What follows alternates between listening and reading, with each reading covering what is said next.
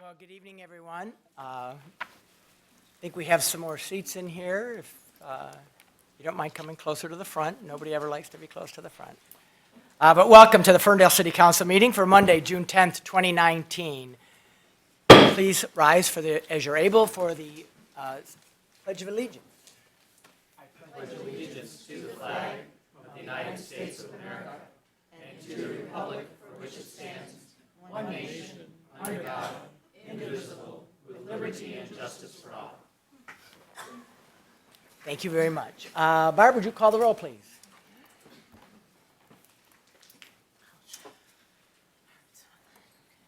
Councilmember Martin, Here. Mayor Pro Tem Polika, Here. Councilmember Piana, Here. Councilmember Leaks May, Here. Mayor Coulter.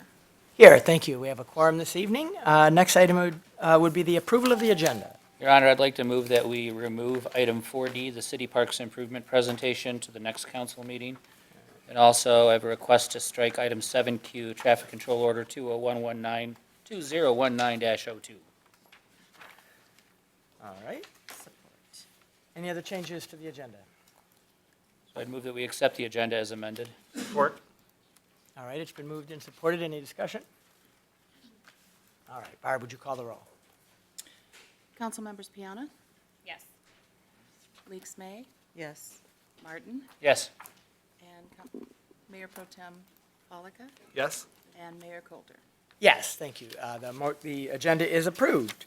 Moving on now, we have now 3 presentations, striking item D. And the first one is a proclamation honoring Chief Sullivan. And Chief Sullivan, I saw you somewhere. There you are, right up front, right where you belong, right up front. I know, right? Are you able to join us at the podium? That would be awesome. Eventually, we're going to ask you to come up.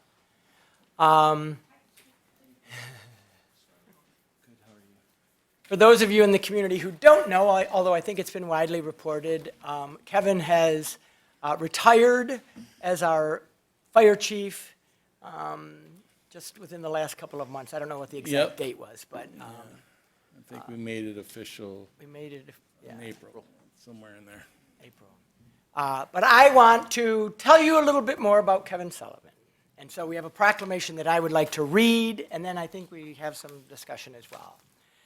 So let me just say, at a regular meeting of the City Council of the City of Ferndale, held in council chambers on this day, Kevin Sullivan, a lifelong area resident and Ferndale High School graduate, served the citizens of Ferndale as an officer of the fire department for 25 years.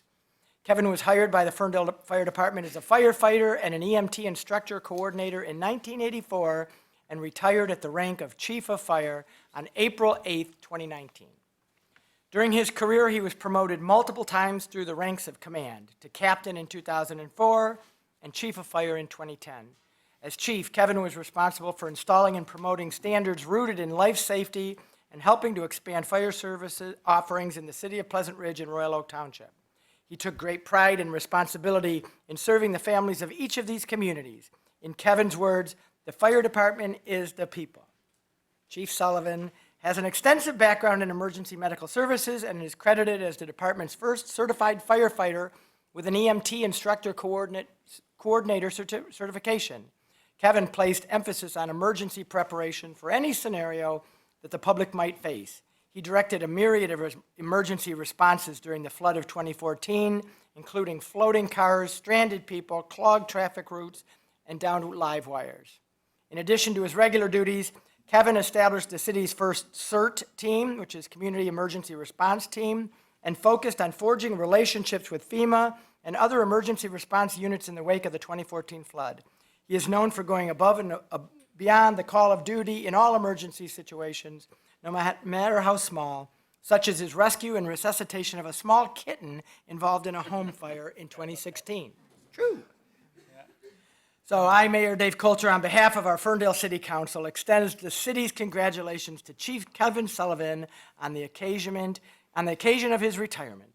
Kevin Sullivan is a credit to each community that he served, and it is with heartfelt appreciation that we celebrate his achievement. So it's hard to wrap up a career like that, Chief, in one document. Yes, it is. In a minute, I'm going to give And you there's a an lot of opportunity. documents we wouldn't want to say in public. I'm pretty sure. Kevin has a great sense of humor, and there's a lot of jokes you wouldn't want to hear either. But I was told I had to behave with my language tonight. But I just want to give council an opportunity to just express any thoughts or memories they have. And I want to share my own personal one because, I have a lot of great memories of you, Chief, and I'll always appreciate the dedication and the awesome job and just the humor that you brought to the job. Kevin does seriously have a warped sense of humor, and the first time he told me a joke like that, I kind of looked at him. I was a new mayor at the time. He and thought, said, holy shit, we made him chief. And he said, we're all a little off. You got to be a little crazy to run into burning buildings for a living. So we're all a little warped that way. But when you told me that was, and I know you'll remember this, because obviously the flood was a huge issue for you. But what I remember most is in 2011, I had just become mayor in January, and that summer we had a terrible heat wave, a week-long, 100-degree and more temperatures, and a power outage by DTE that lasted almost the entire week. It was a true crisis. We had dangerous levels of heat and no power in the city. And I'm a new mayor. We had an interim city manager who was out of town for the weekend. So I said, well, what are we going to do? We need to open up a cooling center or something. Well, we had never done that before. We didn't have a cooling center plan in Ferndale. But Kevin, you were the first to jump on that idea. You took charge of ensuring that Kulik became our cooling center, which it is to this day. Yep. I have no doubt that if lives weren't saved, at least lives were protected and helped on that during that very dangerous week. And I sat back, and even though I heard some of your jokes for the first time, and I got to see the lighter side of you, I saw how caring you were and how professional you were. And I knew that our department and our cities were in great hands. Thank you. When I saw you in that situation. So thank you for that and everything else you've done for this city for all the years that you've been Thank you very much. Yeah. I don't know if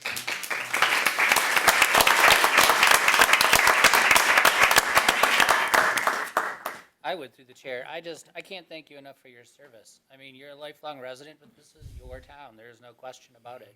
And you protect it like your own and always have. And I really appreciate that about you. Thank you. I also appreciate your warped sense of humor. Right after I got elected, I ran into you at a fair.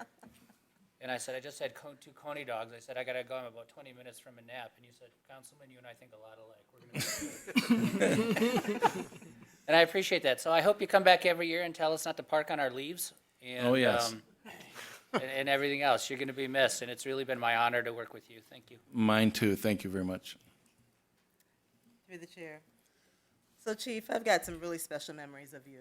I've gotten to know you over the last 4 years, and I recall you just kind of that warped sense of humor. You kind of introduced me to that very early on, and I recall you showing me around the fire station and giving me the ins and outs of what you guys really do there, and it gave me a new appreciation for everything that you and your team, how you serve the city.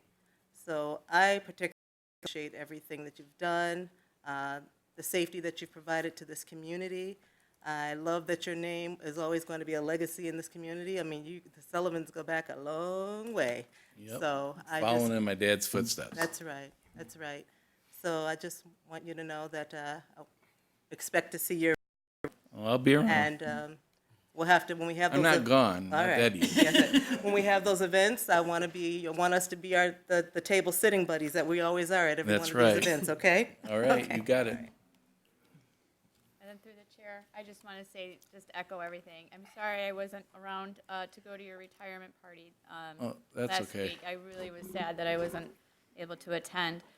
But I just think, a long career in public service is an amazing accomplishment and just dedication to people and in your profession and our community. And I'm just so honored that I have had a decade-long experience Yes, to work with you. to work with you. And we've gone through a lot of changes here. And Big changes. Big changes, and I just admire your ability to navigate all of that Thank you. with all of us up here.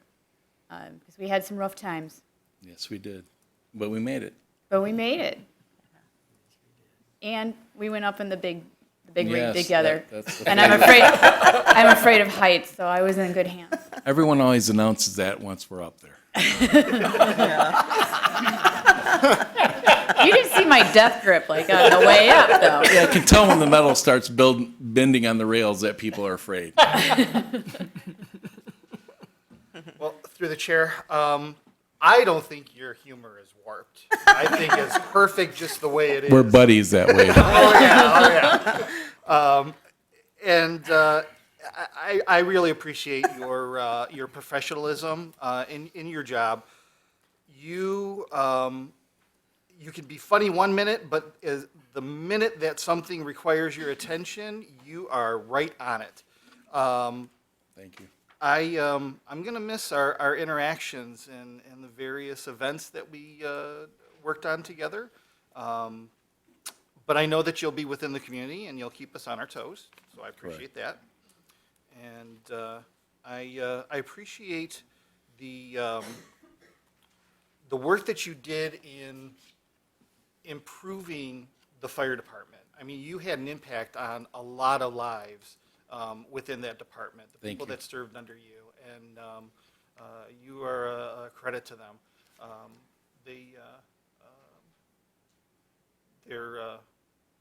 They're gonna do well because of your Hopefully they're guidance. ready to carry on. That was my task. So, thank you. Thank you. Chief, I don't know if you have anything you want to share, but. Well, it's been an honor and a privilege to serve the people of Ferndale and Pleasant Ridge and Royal Oak Township.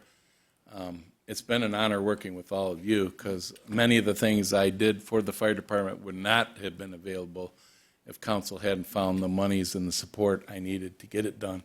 So I really appreciate that. I think we had one of the best working teams, hell, in the state of Michigan, not even Oakland County.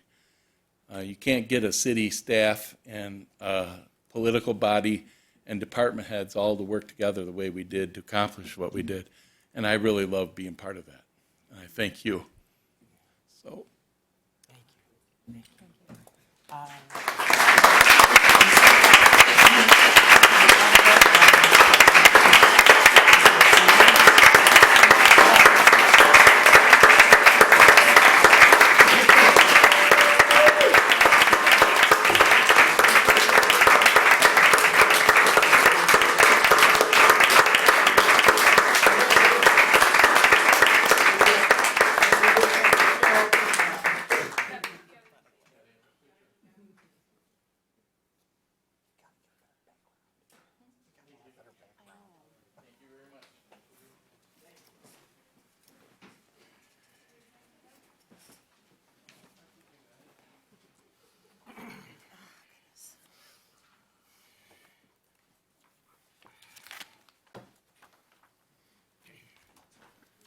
Well, friends of the Ferndale Library, you better have a pretty cool presentation. Because it's really hard to beat Kevin Sullivan, but I know you have it in you. So, friends of the Public Library, have a presentation for the good of our community this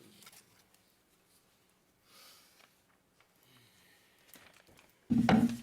Okay, well, congratulations from all of us.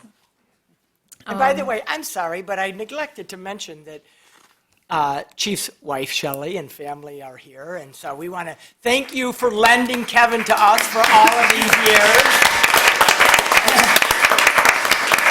Because you're really the one that sacrifices when he has to go in the middle of the night or be gone for long hours and all of the crazy stuff. So I neglected to recognize you, but thank you for... I'd be gone to a fire, Your Honor, and she wouldn't even know I left. I don't believe that's true. Get up early, I said, I've been at a fire all day. I don't believe it. All right, sorry about that. Okay, well, good evening, everybody. I'm Kate Siebenaller. I'm here from the Friends of the Library. I've got some people to introduce in just a moment, but we're here today because we have 3 pieces of really good news to share with you. The first is The Ferndale's Friends of the Library group was just selected out of friends groups from all over the state to receive the 2019 Friends of Michigan Libraries Merit Award. On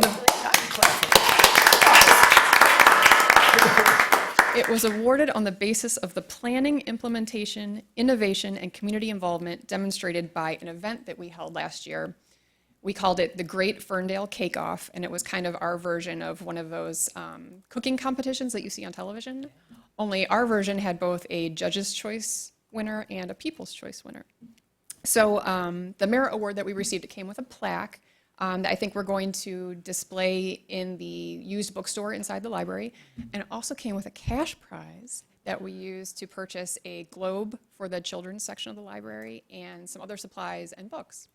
So we invite everyone as supporters of the library to share in the accomplishment and to stop by the library and check out the award and the globe and all the books we've been buying. So that's the first thing. The second thing is we've started planning the Great Ferndale Cake Off Season 2, and it will take place this summer. Just like last year, anybody can sign up to compete and bake a cake, and if you do, you get a free membership to the Friends of the Library. And then all members of the Friends of the Library can come to the Cake Off and taste all the cakes and vote for their favorite. Now, this is for serious sweet tooths because last year we had more than 30 cakes to taste and judge. It's a lot of fun. So if you've ever wanted to be a judge on one of those Food Network shows, this is your opportunity, and you can come eat cake with us all afternoon. As a reminder, anybody can become a friend by signing up at ferndalefriends.org, or you can join at the library. And if you're interested in the Cake Off, I recommend going on Facebook and liking the Friends of the Ferndale Library page, because then you'll get all the Cake Off news. So there's that. And then lastly, we just held our annual elections, so we've got new board members to introduce to you. I'm going to be continuing on as president. Michelle Lonsky, somewhere here, is our new vice president. Laura Rockwood is continuing as secretary. Lorinda Ross is continuing as treasurer. After many, many years of service as a vice president, our dean, Jenny Haggerty, is continuing on as graphic design chair. Megan O'Grainsek is continuing as social media chair. Karen Khalifa is our new website content chair. Karen Barbash is our new membership chair. June Axelrod is continuing as bookstore chair. And Nina Kelly and Gabby Bray are our new events committee chairs. So they're going to be working on the drink booth that we always hold at Pig and Whiskey and DIY as a fundraiser for the library. So I'm also going to take this as an opportunity to remind everybody that it's a lot of fun to serve beers with us at the festivals. It's a great way to support your library. So if anybody's interested in signing up for a shift to help us out pouring drinks, look for the Friends of the Library sign out that's going to come out next week. We also have with us today Ed Burns, who's the library's liaison to the Friends, Kelly Farah, who's the library board liaison to the Friends, and Jenny Marr, the library director, is here today too. So we just wanted to share all this news with you, and that concludes our report today. Well, it reminds me of the saying that if you want to get something done, give a woman to do it. You have an all-women's group, right? Yeah. That's a powerful group of women running the Friends group. That's right. Congratulations, and congratulations on your 2019 award. Well, thank you very much. We can all share in that. All right.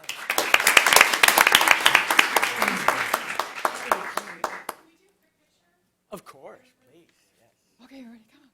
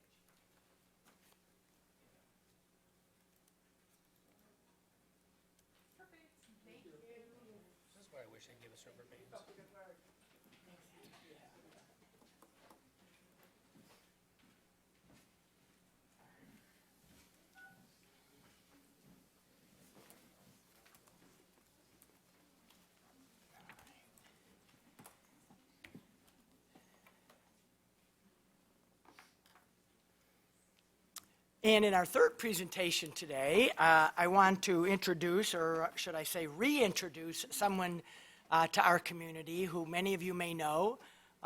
Recently, Affirmations, our LGBTQ plus community center in downtown Ferndale, retained a new executive director who is the old executive director. Dave Garcia was here with us earlier this decade, and then went to the City of Angels for a while, the largest community center in the world, I believe. But he's, fortunately for us and for Affirmations, he's back to be to do a second stint at Affirmations. So David, we're proud and excited to have you back. Thanks for visiting. Absolutely. Hi, everybody. How are you all? Yes, LA, there's nothing quite like that animal out there. It is the largest LGBT organization in the world by far. It's about 125 million annual revenue, 8 different buildings, 700 employees, about 45,000 members a month there. And when I left, we had just cut the ribbon on a $140 million facility that combined affordable housing for seniors and youth on one campus. And while I learned a lot in Los Angeles, that's why I went out there. Michigan has always been my home. And every day out in LA, we would do something, and I would say, I want to bring this home. Michigan should be doing this. And when I left Affirmations over 5 years ago, we were in a very strong financial position. We had about $1 million in revenue, about $1 million in the bank, and a strong staff. The last 5 years, as you all know, have been challenging at Affirmations. But a couple good points. First of all, when we paid off the mortgage 5 years ago, they never did take out another mortgage. So that building is ours. We own it. It is the LGBT community's building. And I'm here to tell you, as a board member of Centerlink, which is the national LGBT community centers network, a lot of community centers can't say that around this country. And you should all be very proud of that. And I know that this organization has had some ups and downs, especially in the last 5 years. But this is our 30th anniversary year at Affirmations. And we should all be very proud of that. And I don't know any relationship that hasn't had ups and downs in 30 years. And a community center it's exactly that. It's a relationship to its community. I was just hearing the retired chief, talk about cooling centers. Well, when the thunderstorms came on Pride, people came into the center, and there is absolutely no reason why. We have generators. There's no reason why we can't be a cooling center or whatever the community needs us to be. But the truth is, right now, Affirmations is underutilized. It should be in the heart of Ferndale, which is the LGBT heart of our state, a shining example of what we can accomplish here in this city. I have seen that in Los Angeles. I know what that looks like, and we will turn it around here. We're going to be launching a campaign. You all hear about it, called the Coming Home campaign. It's a little personal. I came home from LA. But the truth is, in our 30th anniversary year, I want everybody who has ever been a part of Affirmations, who has ever donated to Affirmations, who has ever been affected by Affirmations, to come back home to their community center. And that's not just about raising money, although that's important. We're talking about volunteers. Our volunteer base has dwindled over the last 5 years. And so I was the political director in Los Angeles. Now, we're a C3 in LA too. I know that I can't tell you who to vote for, but I can educate you on who is supporting our community. I can tell you who is out there actually fighting for us, as opposed to those who aren't. We know who they are. And so we're going to launch an advocacy program of advocates to get more and more people that want to do political work and advocacy into the center. We can do that. I know we can do that because I just did it in LA. And we had hundreds and hundreds and hundreds of people who want to get involved on advocacy and to fight back against the attacks against our community. That is the role of the community center. It always has been since ACT UP. So yes, we will start a volunteer program for advocates. We will start a volunteer program for entertainment and engagement, because I don't know how many of you have actually been to Affirmations, but it's a beautiful 17,000 square foot building with a beautiful sky deck that overlooks 9 Mile, and we can do much more up there. We can have wine parties and events up there. We can have concerts. We have 2 pianos in the entire facilities. Let's do a dueling piano Disney night. I don't care what the idea is. We can do it. Jay Kaplan and I were just talking about the community room. Many of you know that big glass room that can fit. In fact, the governor was just here on last Monday, and she spoke in the community room. It's a little echoey in there, but if we can take down that echo and put some lights up, we can do black box theater in there. It's our community center. We own it, and we should take pride in that. And that's why I came back, because I want to be able to do things like that here. And that relationship with our city is important. We just got, I don't know if you know the David Bonnet Foundation, but Paul Moore is their executive director. He and I served together on Centerlink. They just gave us 8 brand new Macintosh computers. And I'm going to put them they're already there. I just need to get some desks. But right now they're on the island, facing 9 Mile. Brand new computers. Starbucks is close to giving us a coffee station for the whole year. So people can come in and use the computers, whether that's youth or seniors, and it faces 9 Mile. And the David Bonnet Foundation said, yes, you have to say it's the David Bonnet Cyber Center. But it can be brought to you by X. That could be Comcast, that could be some IT company, or it could be you. Because we all know the foot traffic on 9 Mile for the next 3 years as that cyber center sits there and people are using it. That's the kind of relationship that we need with City Council. We've always had it here. We are the jewel of Michigan here for the LGBT community. We certainly worked with our City Council in LA. And then, as you know, West Hollywood has a couple gay people, and West Hollywood is its own municipality. And we worked closely with them, with the center. And so we need to do that, us. And you guys know me, well, not all of you, but most of you know me. I have a proven track record, and we will turn this organization around. We just got 5 new board members on Affirmation's board, including Cass Varner and Angela Gabridge, who most of you know, who have been a part of the community for many, many years. So from the board to the staff, we will turn this organization around and make it exactly what it's supposed to be. And that is the most important LGBT center in the state of Michigan. With the mortgage paid off. So any ideas that you guys have, anything you want to do, let's give it a try. I don't know what else to say other than that. David, we're excited you're back. I think I speak for council and staff when we say we want to be supportive of you, we want to be helpful, we want to partner with you. I want to thank Affirmations. You were a big part, your predecessor, of helping us get our HRC score to 100 because we partnered with you on some things that we weren't doing currently. And so we want to continue and strengthen that partnership. And so we'll be talking, and just let's keep the dialogue open. I'm excited. Yeah. Very proud that you're here and happy that you're back. Thank you. Anyone have any questions for David? Yes. Just welcome back. Thank you. It's good to be home. Appreciate it. Thank you, sir. Thank you. All right. Yeah.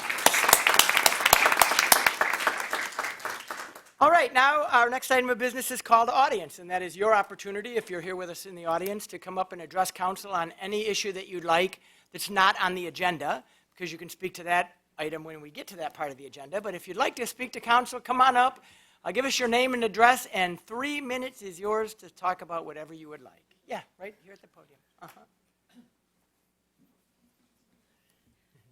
Hello. Good evening. I'm Jan Dubé. I live at 426 East Webster in Ferndale, and I'm a retiree from the Free Press and Detroit News. And I've been here since 2003, and I love the community. It's just wonderful. The people are so nice. But over a month ago, my neighbor across the street at 427 East Webster was given a tall, portable basketball hoop, which he has been using on his curb in front of my house. And all the neighborhood kids are gathering there and playing basketball. I have no driveway, so my roommate and I have to park on the street. And the basketball has really defiled the cars sometime. So I have to park on my grass often to get away from the basketball playing. And I love to see kids play, but it's a very dangerous situation. This is right off of Hilton and the alley. And I don't think it's good for the children to be there. A lot of them are under 18 and very small. And the traffic has to slow down. And I would like to see a law like they have in a number of other cities against basketball hoops on the street or even in the front yard. Sometimes these people will take it from the front yard, from the curb, and just put it on the other side of their sidewalk. And even then, when the kids will start playing with it, they're still jumping in the street. And then they're running on my grass and putting their clothing and hats and garbage or bottles on my grass. And it's very noisy and annoying, to me and the other neighbors. And it's a busy street, and I don't want to see anybody get hurt. I know a lot of places will have laws after somebody is killed or hurt from something like this, and I'm so afraid that something could happen in front of my house with these kids jumping around. And if they could do something about basketball hoops maybe at Fair Park, there's just some swings there that nobody uses. They'd have to maybe spend a little money, like they did to put in a dog park, for kids to have a basketball hoops there. And they took the basketball hoops down from behind the Ferndale High School. So I just would love to see something happen.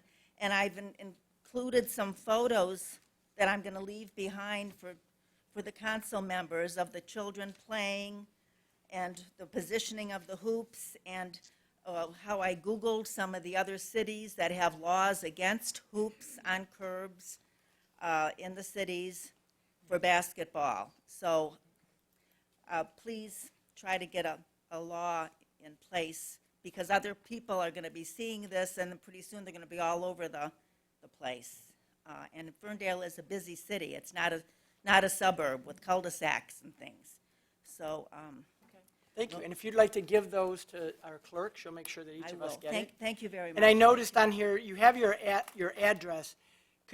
If you wanted to leave a phone number on here, maybe our city manager could follow up with you and stay in contact to see, as we explore what we might be able to do. Yeah, sure. If you Is that okay? give contact information. Yeah. So if you give him your phone number, that would be great. Thank you. All right. Is there anyone else that would like to address council this evening? Hi, Becky Hammond, West Drayton. I have a couple questions for you. One about Drayton Avenue Church. I'm wondering if you guys are aware that it has a new listing with Farben Group and they say condos, apartments approved in the listing online. Are you guys aware of this? I'm aware it's for sale. So it's not condos, apartments approved, right? There has been no process for this and, Looking at Jordan. Yeah, there are no approvals issued by the city for that. So No one's, yeah. what we'll do is thank you for bringing that to our attention. We'll reach out to Farben and let them know that listing is incorrect, but there are no approvals issued. okay, thank you. I thought that was the truth. Another similar question is, this seems to come up over and over again. I was looking at documents online and I ended up unclear. Is the city considering automatically rezoning churches or schools that come on the market, if there are one, automatically rezoning them to R3? This has been a concern of people. Again, And it seems like from some things I saw online, this could possibly be true? no. Okay. It's the first I've heard of that. And nothing happens automatically. We have a process, a zoning process, Okay, a that's planning what I commission thought. I process. thought this was a There's no proposed. shortcuts through the process, so. Well, yeah. that's what I thought, that Right. in order to get a shortcut, the master plan was going to be changed so that this would happen with churches and schools, so this is not true. I know Right, people are, if there was a zoning change, but yeah, there's been no change, and there's no proposed change. This isn't being discussed or thought about or anything like this? not that I've heard of, not that. I've heard some discussion, but I just heard Facebook comments, which are. yeah. Okay. Facebook So is you've heard not- discussion from citizens, not discussion with you guys. You guys aren't. Nothing. So this is the rumor That's mill, and I'm correct. heading this off. That's Yes. correct. Okay, Yeah. great. There, I will say that our master plan does not address institutions, churches and schools. Okay, but if there are one, or if That's there, all I'm saying. That's all I'm saying. Okay. It's not with the zoning. We've never master planned schools, because we don't. right, but Do you it's, get what I'm saying? it's part of the zoning of the neighborhood. Yeah. If it's, okay. That's part of the zoning of the neighborhood. Good, then I don't need to say the speech that I have with quotes from the Michigan Constitution and things like that. We're on top of it. Okay. And then one last thing. I think a couple commissions might, or one commission might be in violation of the Michigan Open Meetings Act, that minutes are not being posted for the public in a timely manner, 8 days for proposed minutes and 5 days for approved minutes. That might be something that people look into. That's what it seems like to me. Which commission? Planning? The Planning Commission? I will ask our clerk to look into that. I don't know at this moment what the schedule of posting is, but they Okay. do, and I will ask the clerk's office. Seems like sometimes it takes a long time. This is stuff that some of us want to know. All right, thank you. Thank you. Can you just talk about, we just did have a transition to Granicus? Yeah, in terms of an agenda management software, there's been a transition, and that happened within the last 4 weeks. In terms of planning commission, I'm not aware of problems, but I do know that I believe the reason planning commission was actually postponed due to lack of quorum, and I think that's been rescheduled. Okay. There's no reschedule for Thanks, that. It Becky. was the second meeting of the month, so we just defer to the. Gotcha. Thank you. Anyone else like to address council? Oh, we got several folks. Good evening. Hi, my name is Chriselle Lawrence. I live at 1123 Orchard Street. Hi, Dan. Do you remember me from Blue Cross? Steve introduced us. Yeah, I do. I don't work there anymore. Neither does he. Neither do I. I'm at GM. He's not. Oh, okay, then. That's all I was trying to figure out. So I have two related things. As I mentioned, I live on Orchard Street, which is right across the street from Warlow's Bar. I've tried to talk to them.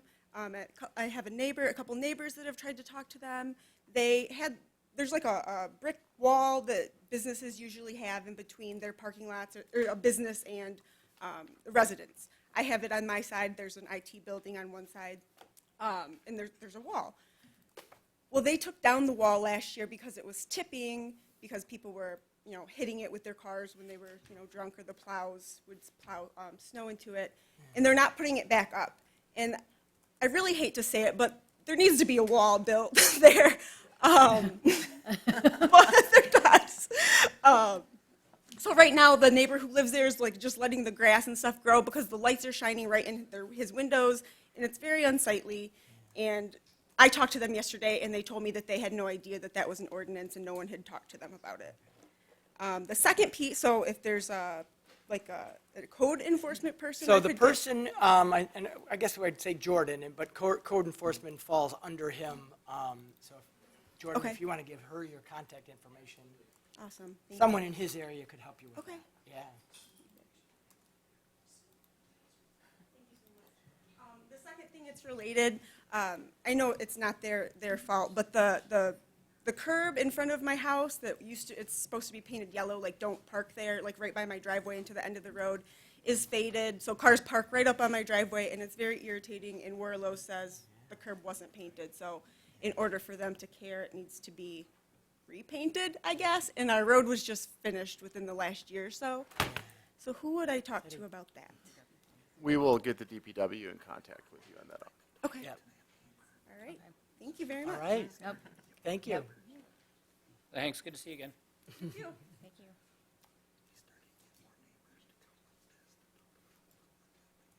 Good evening. Hi, I'm Jim Bellinson, and my wife and I own Axel Brewing Company and Como's as well. First of all, thank you for all the support you've given us at Axel. We're still trying to figure out what we're going to do there, but hopefully we can keep something going. There's one other thing I wanted to say. I happened to have lunch today with a guy that just moved here from Chicago, from Grosse Pointe, and I'm talking to him at lunch, and we're talking, and he says, I've been taking my 14-year-old to affirmations. And I said, is he gay? And he goes, no, he's transitioning from a woman to a man.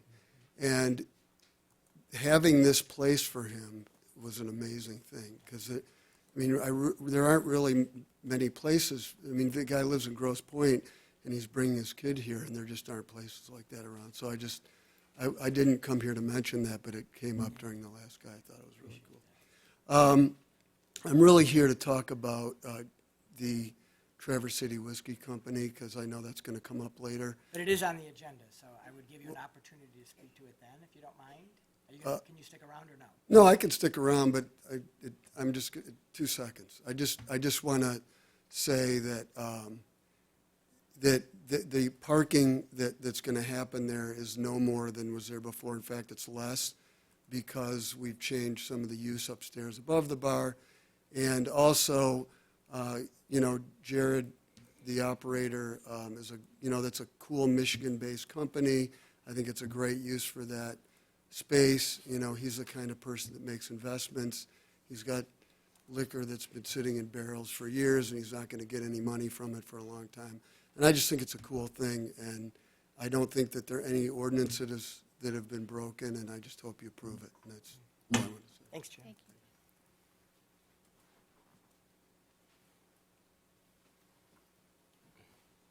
Good evening. Good evening, Mayor Coulter and Council. I apologize. I did send everyone an email. I don't know if everyone had the opportunity to read that PDF sheet. It pertains to the dangers of the petting zoos. And I apologize that I'm not always able to get to the council meetings, because not only am I dealing with Ferndale, I have so many other communities that I need to get to and educate them about what's going on. With these petting zoos, people unfortunately do not understand all the animal neglect that goes on with these animals. When you're putting them in these trailers and you're dragging them from, city to city, event to event all summer long, they're not in their natural environments. And, to take them off of where they, should be like in a farm with, endless acres, and then you're going to jam them into a little park and, enclose them in these cramped pens and cages. There's not enough employees to monitor the water, and that is a big, huge issue. I've seen metal bowls get tipped. Anyone who has a dog knows that, dogs can easily flip their metal, bowls, and so they use ceramic crocks instead. The elements,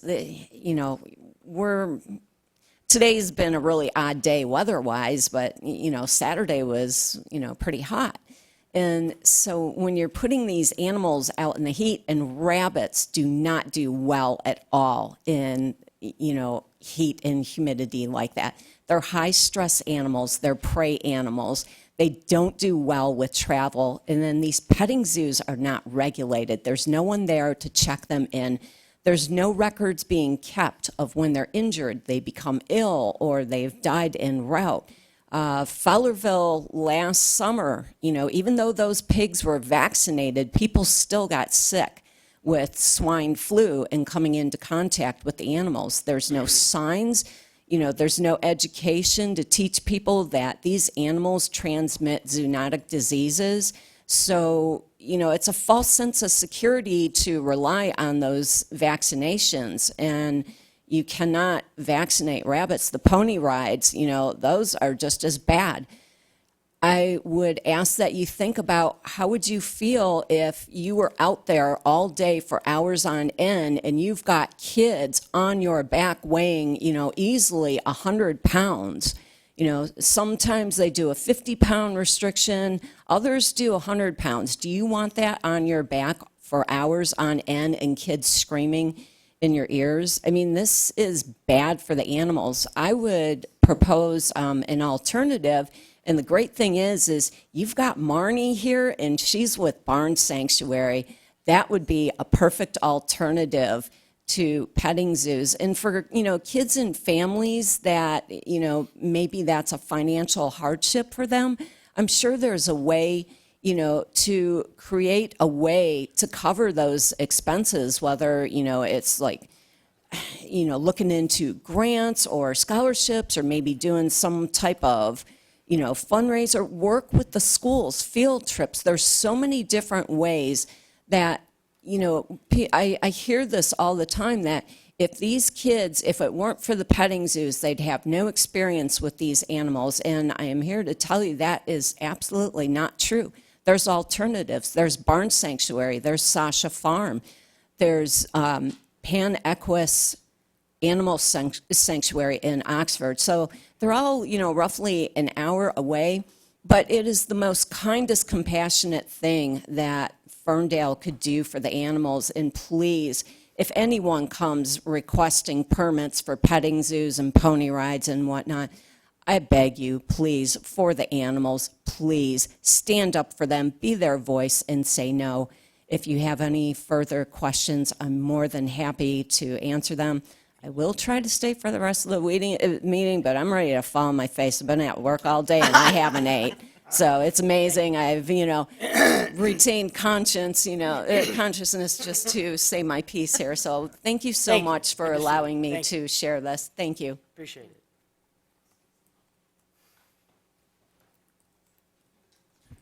Well, good evening. Hello. I'm Tim Brennan. I live on Highland on the dead end. And I'm with the Ferndale Community Concert Band, and I've been here before. And we have our final concert of the year coming up on Father's Day. It's at 3 p.m. It's at Ferndale High School. It's called A Salute to Our Fathers. We do a lot of patriotic stuff on the concert. A lot of good music. We're just winding up our 4th season this year. And, if we get all the council members, I will absolutely make a $200 donation to the band if we get all of our council members at our concert on Sunday afternoon. Love to see you all there. Anyways, we've got about 7 songs, 7 selections we're going to play. We're going to do a piece called Proudly We Hail. It's a lovely arrangement of the Star-Spangled Banner by Brian Balmage. Arlington, a piece by Paul Murtha. It depicts the Arlington National Cemetery, where all our military veterans are buried. A lovely arrangement by Alfred Reed of My Fair Lady and all the tunes from that great musical. A piece of music called Hail Detroit. This is by Leonard B. Smith of the Detroit Concert Band from years gone by. And another couple of pieces that are Jaeger's Third Suite and a piece called the Military Symphony. It's going to be a great concert, and we have more information. We've got posters. We've got some brochures that we had made up at the back table there. So we'd love to see everybody come out on Sunday, Father's Day.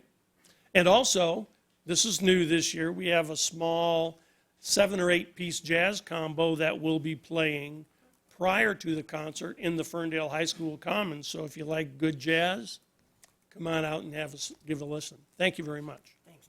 Any questions? I was like, you can throw in that donation and some of those turkey legs. I'm there. The turkey legs will be there. Thank you. Cindy. Good evening, everybody.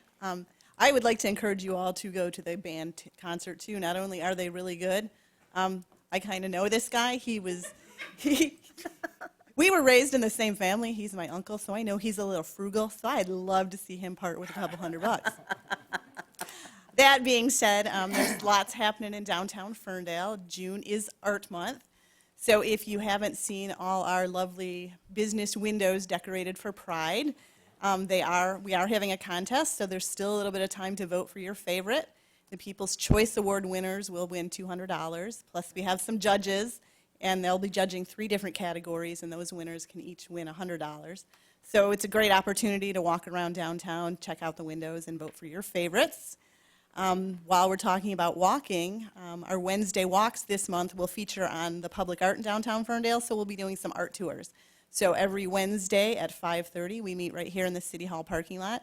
We walk around town, get the opportunity to meet your neighbors, learn new things about downtown, and this month you'll get to learn new things about the public art in downtown. We are capping off Art Month with the return of Art of the Cocktail, our craft cocktail competition with the proceeds benefiting the public art in downtown Ferndale.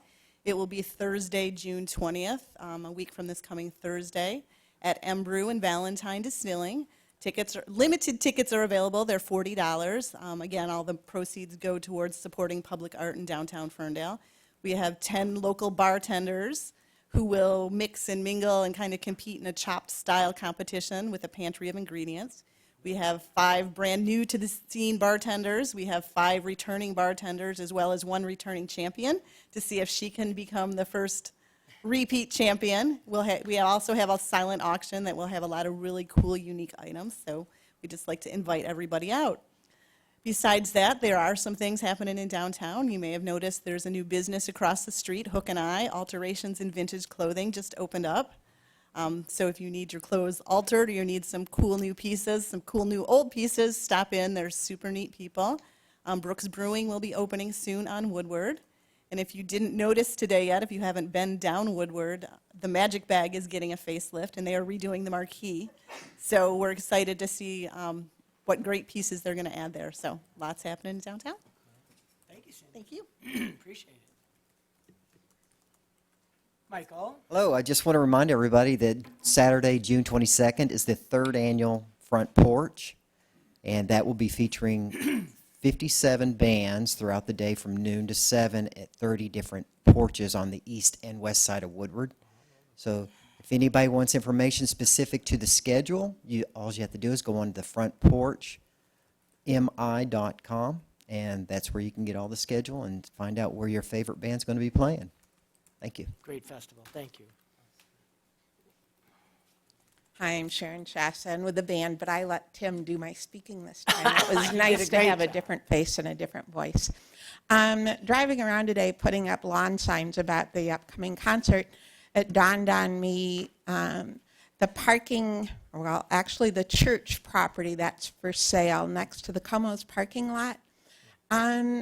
Has the city ever considered purchasing that property to develop to what you would like to see, or even to grow that parking space to generate more parking revenue and have those spots there, as opposed to having just that hunk of land that may find itself in a place where we really don't have a right to say what comes or doesn't come.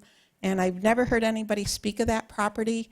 And after what we just went through with Baker College, I wondered if that was something that was ever considered, or if the amount of money they want for it is just inconceivable, and we don't want to approach that. Yeah, so I see the shaking heads. Well, I would only share that we've had a number of conversations over the years about that parcel of land, both with the people that own the property and others that might be interested in it. I can't really I get into the that. specifics of it, but we're always open to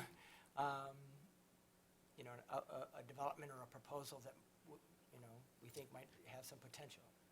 I knew it was too easy and there had to be background behind it, but it's just in case it escaped anybody's, insight, that was mine. Okay, thanks. Appreciate it.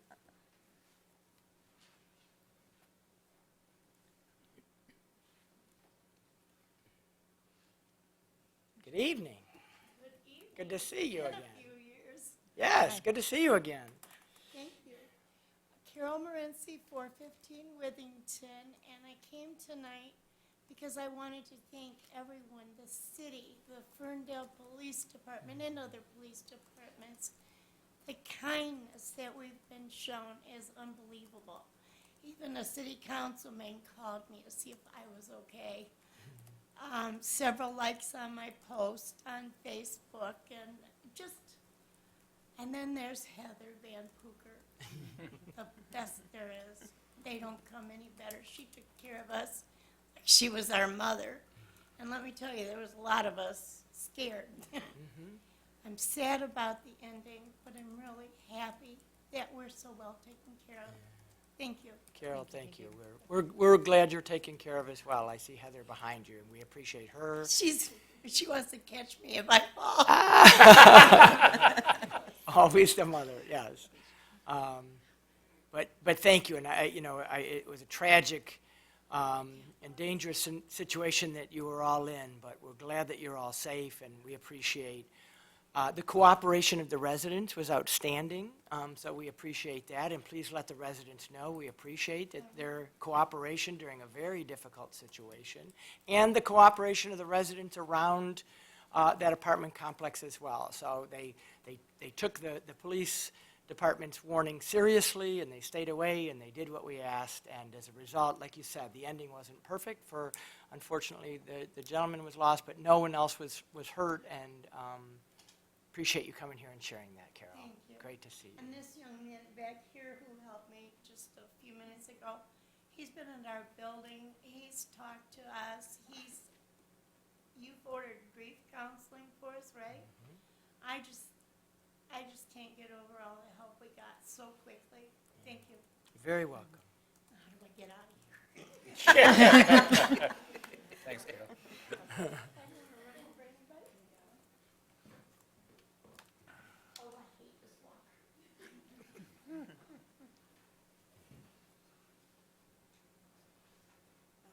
I think that young man she meant is Jack. I'm Heather Van Pooker, the Executive Director at the Ferndale Housing Commission. I just wanted to come before council and the community tonight to reassure you that things are returning as best and as quickly as they can to a new normal.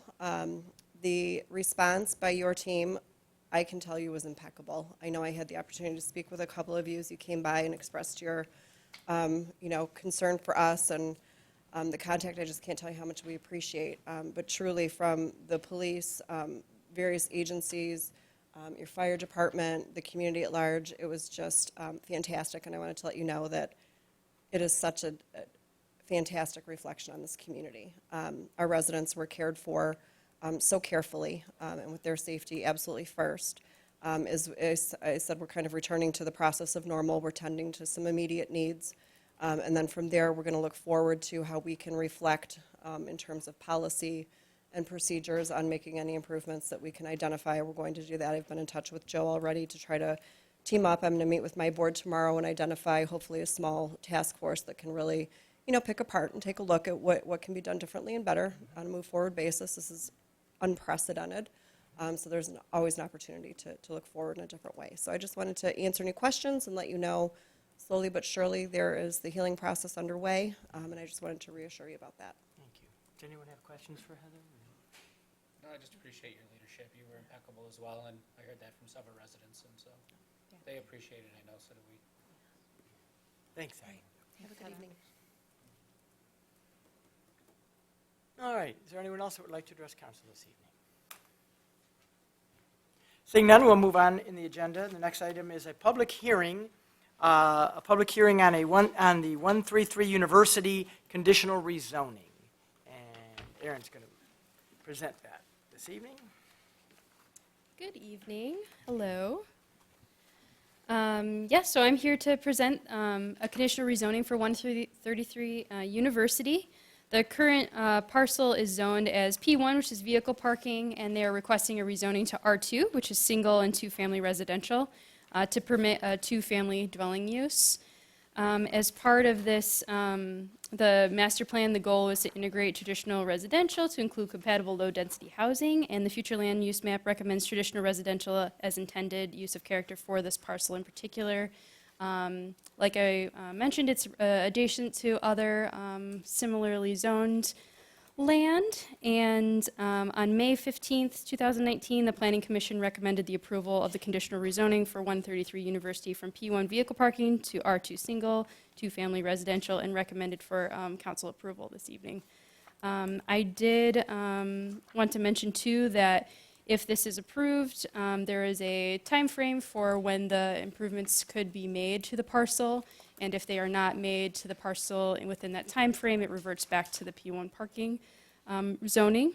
And then in addition to this, the applicant is also seeking approval from the Board of Zoning Appeals for a variance, a lot variance. So the requirement for R2 districts is a 35-foot lot, and this is 33 feet, so it's requesting a variance of 2 feet. And if approved this evening, the next step would be to go to the Board of Zoning Appeals in July.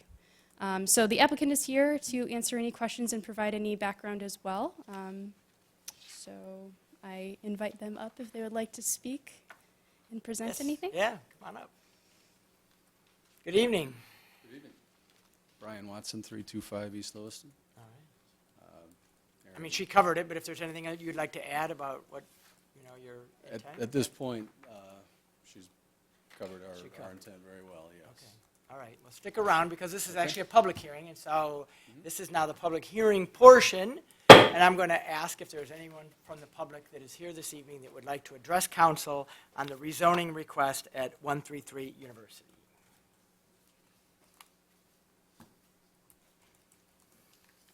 Doesn't look like it, so we'll close the public hearing portion, and I will open it up to council for questions or comments or thoughts or motions that you may have. I just had one question. It's more along the planning side, but where is your driveway or entry going to be? Is it going to be on the alleyway or off of the actual University Street? It would likely be off the public alley. Okay, interesting.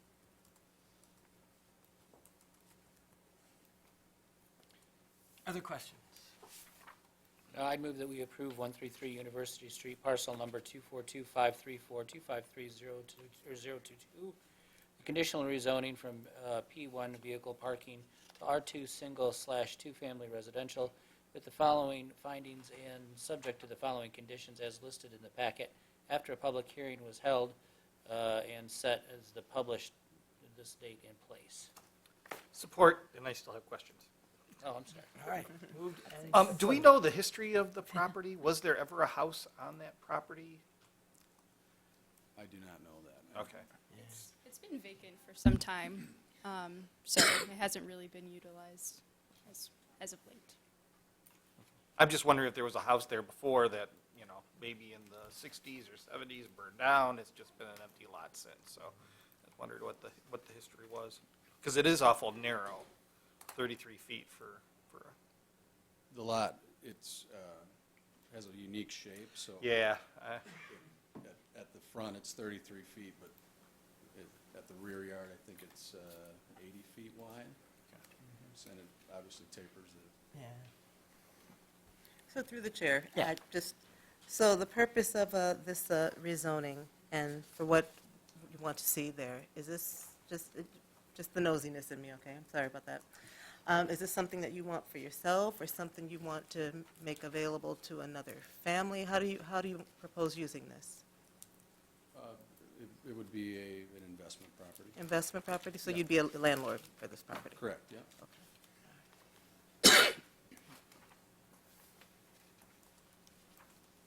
Other questions? Yes, if we're coming at this point for the rezoning, I'm assuming that the neighbors next to the property have been informed and know that this is going to happen? Yeah, so all appropriate public notices have been distributed and placed. Okay.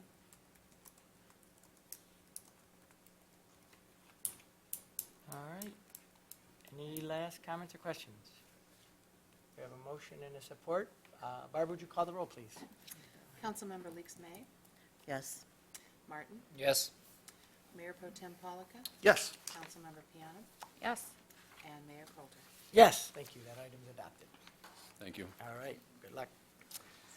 Next item of business would be our consent agenda. Consent agenda are items that council considers routine and we enact in one motion unless council removes something from the consent agenda.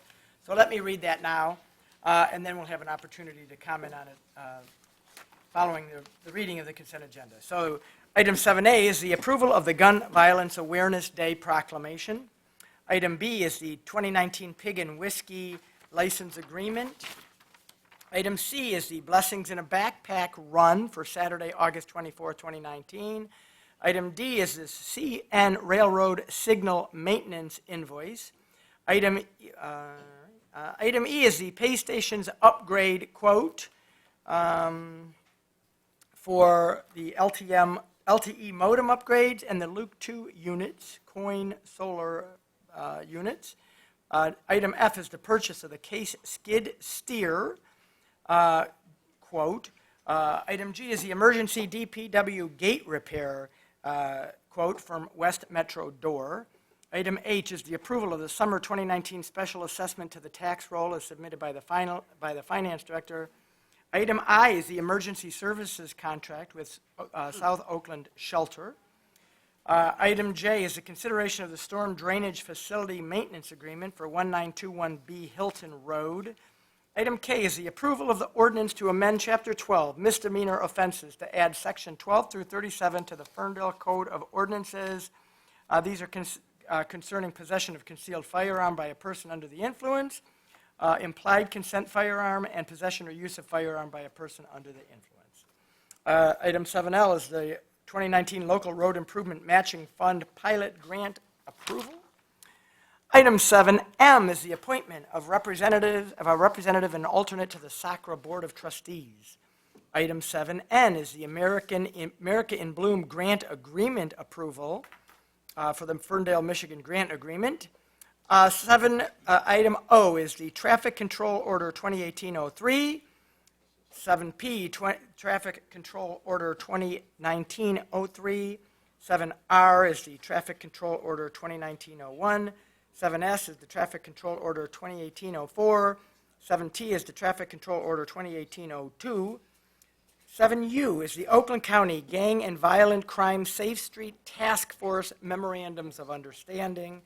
7V, Michigan Association of Police Accreditation Fee. 7W, approval of the resolution recognizing the 100th anniversary of the passage of the women's suffrage right to vote in Michigan. And finally, item 7X, approval of the bills and payroll is submitted by the city manager's office and subject to review by the council finance committee. What is council's pleasure on the consent agenda this evening? I move that we accept the consent agenda as presented. Support. Support. I'm slow, sorry.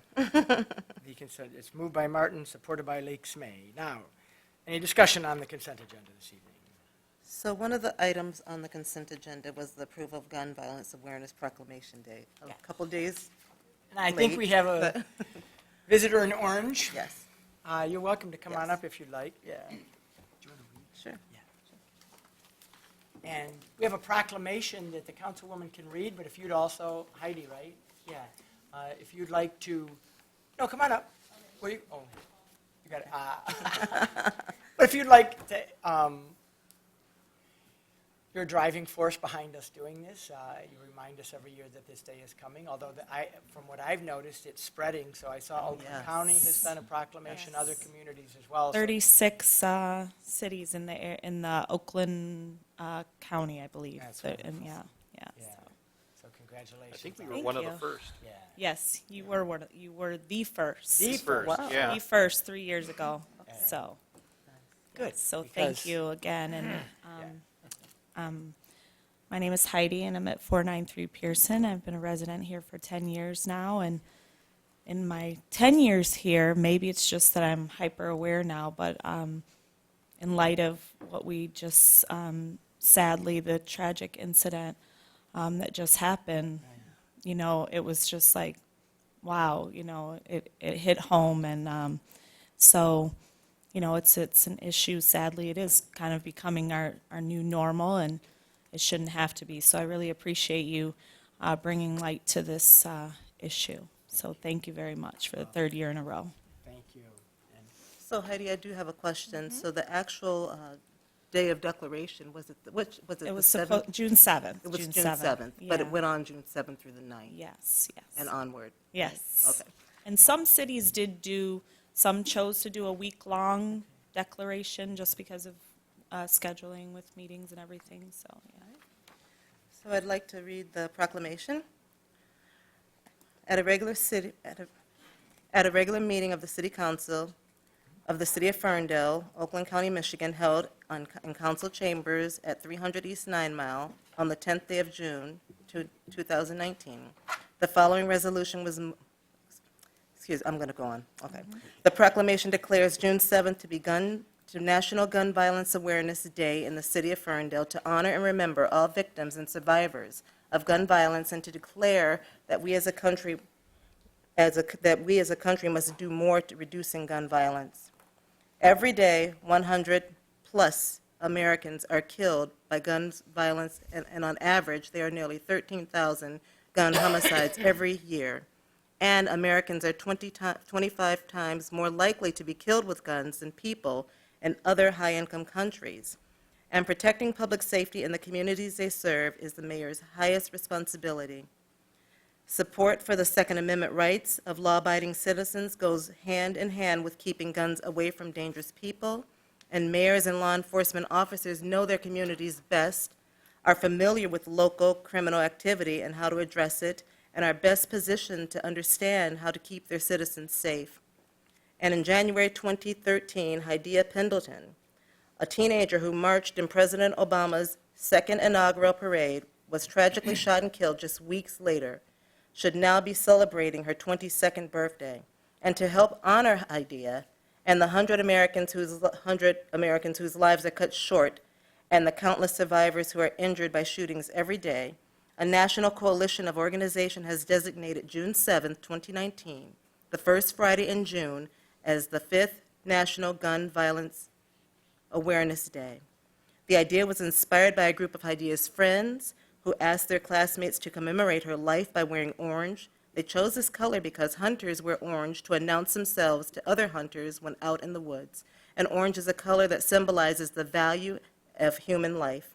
And anyone can join this campaign by pledging to wear orange on June 7th, the first Friday in June, to help raise awareness about gun violence.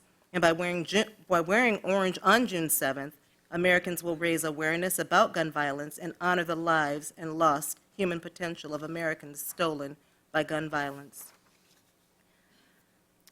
And we renew our commitment to reduce gun violence and pledge to do all we can to keep firearms out of the wrong hands and encourage responsible gun ownership to help keep our children safe.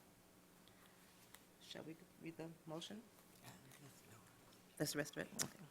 Now therefore be it resolved that Mayor David Coulter of the City of Ferndale declares the first Friday in June 7th, June 7th, 2019, to be National Gun Violence Awareness Day. I encourage all citizens to support their local community's efforts to prevent the tragic effects of gun violence and to honor and value human lives. Thank you very Again, much. thank you, Heidi, for Yes, bringing and this I want forward. to. Yeah, and I want to reiterate the thank you from the community too with your response to the incident. I was paying very close attention and all night long on the news and hoping there was a better end to it. But I know that you guys did the best you could, and it could have. I know for sure it could have been so much worse. So thank you. Thank you, Heidi. Appreciate it. Will we be getting our traditional picture, Heidi? Yes, can I get a picture? Okay. Yes. Okay. Sure, yeah. Okay. Except do we have the proclamation? No, because it's a resolution. So we don't have anything to hand you. We can still get a picture. You can email it to me or. Yeah. Think I'm going to say no? Let's all do the picture. Come on. All of us. Come on. She wants a traditional picture with all of us. Yes. The whole council, yes. I don't. I gotta put on my shoes. You need slippers. It's just not. Okay. So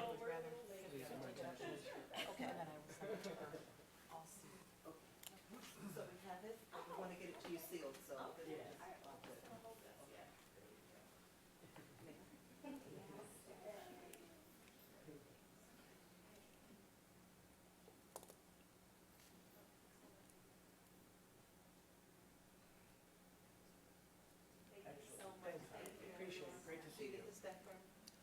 I've got another one. She can hold on to that one, but I'll send her the one that's got the seal. And I put it in the calendar. All right, further discussion on the consent agenda. Yes, I'd like to just discuss briefly 7W. There is a celebration starting for the 100th anniversary of the ratification of the 19th Amendment of the U.S. Constitution of giving women the right to vote. So the actual 100 years is August 26, 2020.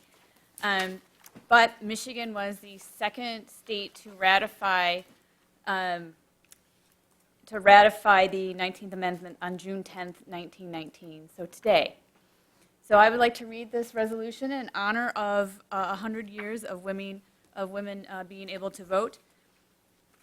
So, women of every race, class, and ethnic background across America have made historic contributions to the growth and strength of the United States in countless recorded and unrecorded ways. And the women of this nation initiated the most significant women's movement in history, the need for women's suffrage. And despite the strong opposition, the inspiration and determination of women nationwide brought about the extraordinary accomplishment, the right for women to vote. On June 10th, 1919, Michigan women cast their vote when Michigan voters ratified the 19th Amendment to the U.S. Constitution. And the state of Michigan was the second state to ratify the 19th Amendment, giving women the right to vote. On August 26, 1920, voters across the nation secured the right for women to vote when the 19th Amendment to the Constitution of the United States was ratified, empowering American women and declaring the first time that they, like men, deserve all the rights and responsibilities of citizenship, stating, "The rights of citizens of the United States to vote shall not be denied or abridged by the United States or by any state on account of sex." And on August 26, 2020, will mark the 100th anniversary of the passage of the National Suffrage Amendment, the 19th Amendment to the U.S. Constitution, guaranteeing the women the right to vote. Now, there it be resolved that the City of Ferndale remembers and celebrates the historic women who fought for the right to vote and recognizes the courage and inspiration of these bold women to change the course of history. Be further resolved, we are not actually going to do the last part, which is fly the 19th Amendment victory flag, because I don't think we have one. It is out there. Yeah. You're amazing. Be further resolved, we're waving that flag today. Be further resolved that the City of Ferndale will fly the 19th Amendment victory flag June 10th, 2019 through the June 14th, 2019 to commemorate the state of Michigan ratifying the 19th Amendment. Oh my God, how many times? The 19th Amendment and the August 24th, 2020 through August 28th, 2020 to commemorate the ratification of the 19th Amendment to the Constitution of the United States. Yes. Yes. Yes. It's actually been flying since Friday. I was about to say it was out over the weekend. Yeah. You haven't checked the flagpole since Friday? No, but amazing. I drive by it every day. I know. Excellent. Thank you for reading that. Very important. 100-year anniversary. Any other comments or questions on the consent agenda? Barb, would you call the roll, please? Council members Martin. Yes. Mayor Pro Tem Polika. Yes. Councilmember Piana. Yes. Councilmember Leaks May. Yes. Mayor Coulter. Yes, thank you. The consent agenda is adopted. Moving on now to our regular agenda. And regular agenda item A is the consideration of the appointment of Michelle Foster to the Planning Commission. I don't think I see Michelle here this evening. She's in New York. Oh, she's in New York. Well, I that's a can good talk excuse. about it. I mean, we have a Sure. current opening on the Planning Commission with the resignation of one of our commissioners. Michelle is a longtime activist in the city, both acting in a consultative role for the city and volunteering on several other committees and commissions. She's got a great background in urban planning, so we'd like, on behalf of the chair, Kate Baker, and myself, would like to strongly recommend appointing Michelle to the Planning Commission. Is there support? Support. Any further discussion? All right. Barb, would you call the roll, please? Mayor Pro Tem Polika. Yes. Councilmember Piana. Yes. Councilmember Leaks May. Yes. Councilmember Martin. Yes. And Mayor Coulter. Yes, thank you. That appointment is adopted. Item B is a consideration of the appointment of Gordon Morton to the Ferndale Arts and Culture Commission. Is Gordon here? Let's see. All right. Who's our? That would be You're me. the liaison, That aren't you, would Dan? be me as well. All right. We've got a request here for to approve Gordon Morton to the Ferndale Arts and Culture Commission. He comes out of Royal Oak originally. He's got a background in graphic design and music and performance and concert venues, and particularly focusing on logo advertisement and product design, which is a skill set that the Arts and Culture Commission, I think, would benefit from greatly. So I'd like to recommend we appoint Gordon to the Arts and Culture Commission. Support. It's moved and supported. Is there any discussion? Just want to say how just fascinated I am by all the talent that we have in this community. You can always find someone and some sort of talent that will come out and be willing to help in this community in some way. So it's. Careful what you ask for. I'm just saying that every single time that when you see or hear something on the forum where someone wants some support or knows somebody who does something, it's just this community just steps up in droves. So it's pretty amazing community to be in and all the talent. I'm really proud of it. Yep. I agree. And there's always room for more. There's always Absolutely. room for more. Barb, would you call the roll? Councilmember Piana. Yes. Councilmember Leaks May. Yes. Councilmember Martin. Yes. Mayor Pro Tem Polika. Yes. And Mayor Coulter. Yes, thank you. That appointment is adopted. Regular agenda item C is the reconsideration of the Traverse City Whiskey Tasting Room liquor license. Justin, you're going to introduce that item? Good evening. Good evening. As Mayor stated, we're here to discuss the Traverse City Whiskey Tasting Room liquor license. I'll provide a little bit of background, and then I know the applicant's here and would like to provide additional detail. Just a quick summary. So at the May 13th meeting, City Council came to a split decision on the tasting room license for Traverse City Whiskey at a 2-2 vote with one member absent. And so the applicant was able to ask for a reconsideration of that item. In the packet, Just through the chair, just, Correct if I could. It was a 2-2 vote, which means it failed. However, the dissenting opinion asked to have it put back on the agenda so they could get a full hearing to the council. thank you for that correction. Sure. Sorry. We won't ask you to be the parliamentarian. I appreciate that. Just additional information that was provided in the packet. The city attorney did provide an update that was requested by council just on some of the history through the Michigan legislature and the changing of, or the act, that Public Act 408 that was passed by the Michigan legislature on December 19th of 2018, which did change to, sort of expanded the scope of tasting rooms and required manufacturers that have products to sell in tasting rooms, basically made them get local approval going forward. So that's something that was new. So the process that Traverse City Whiskey did go through prior to that was go to the Liquor Board of Review. They also, or excuse me, not prior to that, but after, because local approval was required, went through the Liquor Board of Review for review, also went to the DDA Board to discuss where staff and the applicant essentially laid out the information that's in your packet. There's also information in the packet just on the history of the payment in lieu of parking ordinance and why this didn't apply in this scenario. And I'm happy to go through any questions council may have, but I know the applicant's here and wants to talk a little bit about the history and just previous or other details since the last meeting. Yeah, so if anyone would like to speak on this item, this would be the appropriate time for anyone who's here with us. Not that, I'm not saying yours was inappropriate. Good evening. Mr. Mayor, members of council, I'm Kelly Allen here tonight on behalf of Traverse City Whiskey Company. Here's Jared Rapp, he's our owner. I want to first say thank you for reconsidering this tonight. I really appreciate that. So does Jared, so do Como's.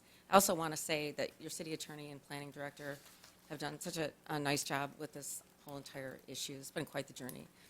We did provide this letter to you so you could see where we started with liquor control. Almost a year. We're almost a year and a couple weeks that Jared has been going through this under the rules and regulations and laws in place at that time. Then we really started talking with the city, and I think with Marty and Barb in late February, once we were beating our head against the wall with liquor control, and they weren't going to change their mind on the idea that local approval was going to be required. So we started the process here.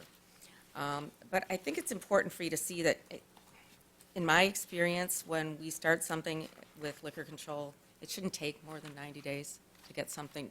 Our Liquor Control Commission has improved in so many ways. It used to take a year to get a license approved. It used to take minimum 6 months. It does not anymore. They have all sorts of new ways to speed things up. Unfortunately, this one got stopped, and without putting too much speculation on the record, there were special interests involved, and there was legislation pending that sort of came out of nowhere, and you see the dates. The legislation was passed on the 17th, but signed by the governor on the 28th of December. So once that legislature was lame duck was gone, it was off the rails, and there was really nothing anybody could do about trying to challenge not just this portion, not just the local approval portion, but all of the other facets of the law. So it got stalled, and had it not gotten stalled, we wouldn't be here on the one hand. On the other hand, we understand, certainly Como's understands, Jared understands, that there are all sorts of things working here. This just isn't about Traverse City Whiskey Company. In fact, I'm sure you are delighted with the company itself and the fact that they're from Traverse City and that they're trying to bring their product and their expertise here to Ferndale. But we do understand that you have concerns about parking here, validly, and about the ordinances that you have in place, and perhaps the way this matter has come to you. Meaning, we've heard the word loophole several times, and that's why I think it's really important for you to see what this applicant has gone through for 1 year's time, and never knowing that this was going to change, and that anybody would perceive this as trying to get around something or under something or through a loop, because that wasn't his intention, isn't his intention. And being a lawyer himself, Mr. Rapp knew what he had to do, especially since he's done this in other municipalities. So we are here tonight this is our 5th appearance before the city in one way, shape, or form, and appreciative of all the time that you've given us, especially your city attorney and your planner, to explain to us and to the public and to council, if that's necessary, what is entailed with regard to the change of the law, with regard to your ordinances, and with regard to your parking situation. We can answer any further questions that you have tonight. Jared can, I can, and we sincerely hope that you will approve this tonight. And for what it's worth, if there are issues going forward, bring in our Como's folks and Jared, who are members of the community, to try and see if you can pull together other community members to try and deal with the parking issues or whatever the council sees fit. Good. Thank you. Is there anyone else who would like to address council on this item this evening? All right. So, Dan, do you have anything that you want to? Well, very briefly, Your Honor, thank you. Through the chair, council should have received a communication that I provided. It is, I see that Ms. Allen has also provided a communication. It's consistent with her communication in that it addresses the timetable associated with Public Act 408 of 2018 that became effective December 19th of last year. And prior to the passage of that public act, an off-premises tasting room did not require local approval. After the passage of that public act, it did. And so I think in quickly reading Ms. Allen's communication, it indicated a timeline with respect to her client being in the process of trying to develop this particular tasting room prior to that date. And that's just a fact that council needs to consider as it evaluates whether or not this approval should be granted. Certainly, if there's any other questions specific about the Public Act, I'd be happy to answer it. But I tried to address and lay out for council the timeline associated with this new requirement. So in regards to the letter that you drafted, June 6th letter. Yes, Your Honor. Because I thought I heard you just say that after the legislation, local approval was required. After the legislation, local approval is required. And yet, Prior to, and yet, in your letter, it says, as described in the Senate Legislative Analysis, under the new statute, the manufacturer or manufacturers must be approved for the off-premises tasting room license by the local legislative body. Right? Am I reading this correctly? Local approval under subsection 7C8C is except for a community over 600,000. Which is not us. Right. That's right. So is what you're it saying says it must be approved. Must be approved? It now must be approved. So they have to ask us for approval, That's and in we retro- must approve it. That's correct. That's your reading of the statute, right? Indeed, That's what's yes. happening here. Yes. Why must we approve? Yeah. Why would they give us that Why that bother asking us? responsibility in the first place if they were going to tell us what we had to do with it? That's what I don't understand. it's not dictating to council. It's saying that should they wish to have an off-premises license, Yes. they must have the local legislative approval, except for a community over 600,000. But do you see my, Well, are you suggesting the statute is dictating that the council must approve Yeah. it? No, that's not. that's not what this language says here. No. That's a verbatim quote from, that was the Senate legislative analysis that I Yes. included in my material. That's not the actual statute. Right. That's the legislative analysis. It goes on to address issues of fiscal impact. I provided that for historical context for council. So what is your legal opinion of what council's options are? Your options, Your Honor, would be to approve the off-premises tasting room or decide that council does not wish to approve that off-tasting testing room. That's the discretion. With this new Public Act, council has that discretion. I think the applicant is suggesting that there's factors why it would be appropriate. Right. But at the end of the day, that's council now, under the Public Act's decision to determine whether that is sufficient and worthy. I think, and I don't mean to put words into Ms. Allen's mouth, she can speak for herself. She's suggesting that there's a track record of working to achieve an outcome that was disrupted by virtue of this Public Act. And, but for this unforeseen Public Act, they would be open. Yes. So They started the she's process. suggesting yes. that that's an unforeseen hardship that has been thrust upon her client. If they had started this process before this legislation, which was enacted in December, was enacted, right? Well, I think they had. Yeah, they got site plan approval. Yeah. Right. And then the legislation allowed local communities to decide. Which was a changed circumstance. Yes, okay. So why, and again, I'm not a lawyer and I don't write legislative analysis, but why would the Senate legislative analysis say that local approval, oh wait, is not required, no, I'm sorry, must be approved for the off-premises tasting room license by the local legislative body. And blah, blah, blah. The manufacturer or manufacturers must, just explain that line to me. I don't know, I guess I'm confused as to what that means. The manufacturer or manufacturers must be approved for the off-premises tasting room license by the local legislative body in which to propose. So it's not saying it must be approved, it just says it must go, you must go to the local. Needs to be About the approved. process. Needs to be approved. To the extent All that right. they're going to get the Totally. license, it would need to be approved. Gotcha, thank you. Okay.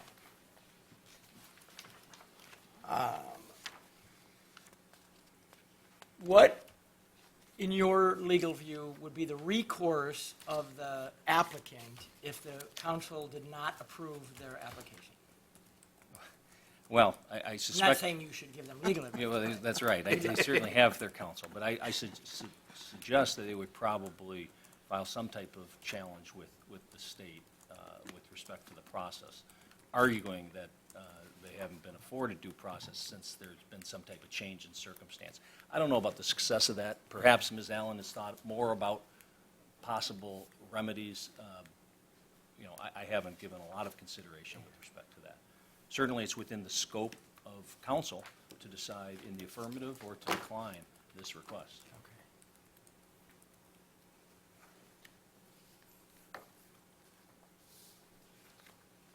I don't mean to hog the microphone, but I was the one that wasn't here last time. But if, does anyone else have any comments or questions or thoughts or opinions? I've not changed my stance.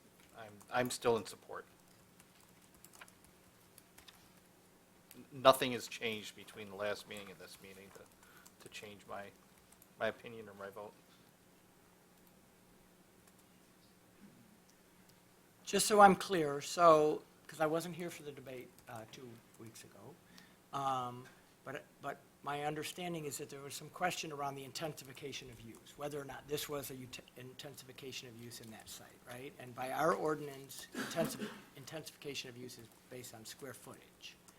correct? In this instance, correct. So being that it's square footage that is already attributed to an alcohol-related use, there's no real intensification of use there As it's defined in the- sorry.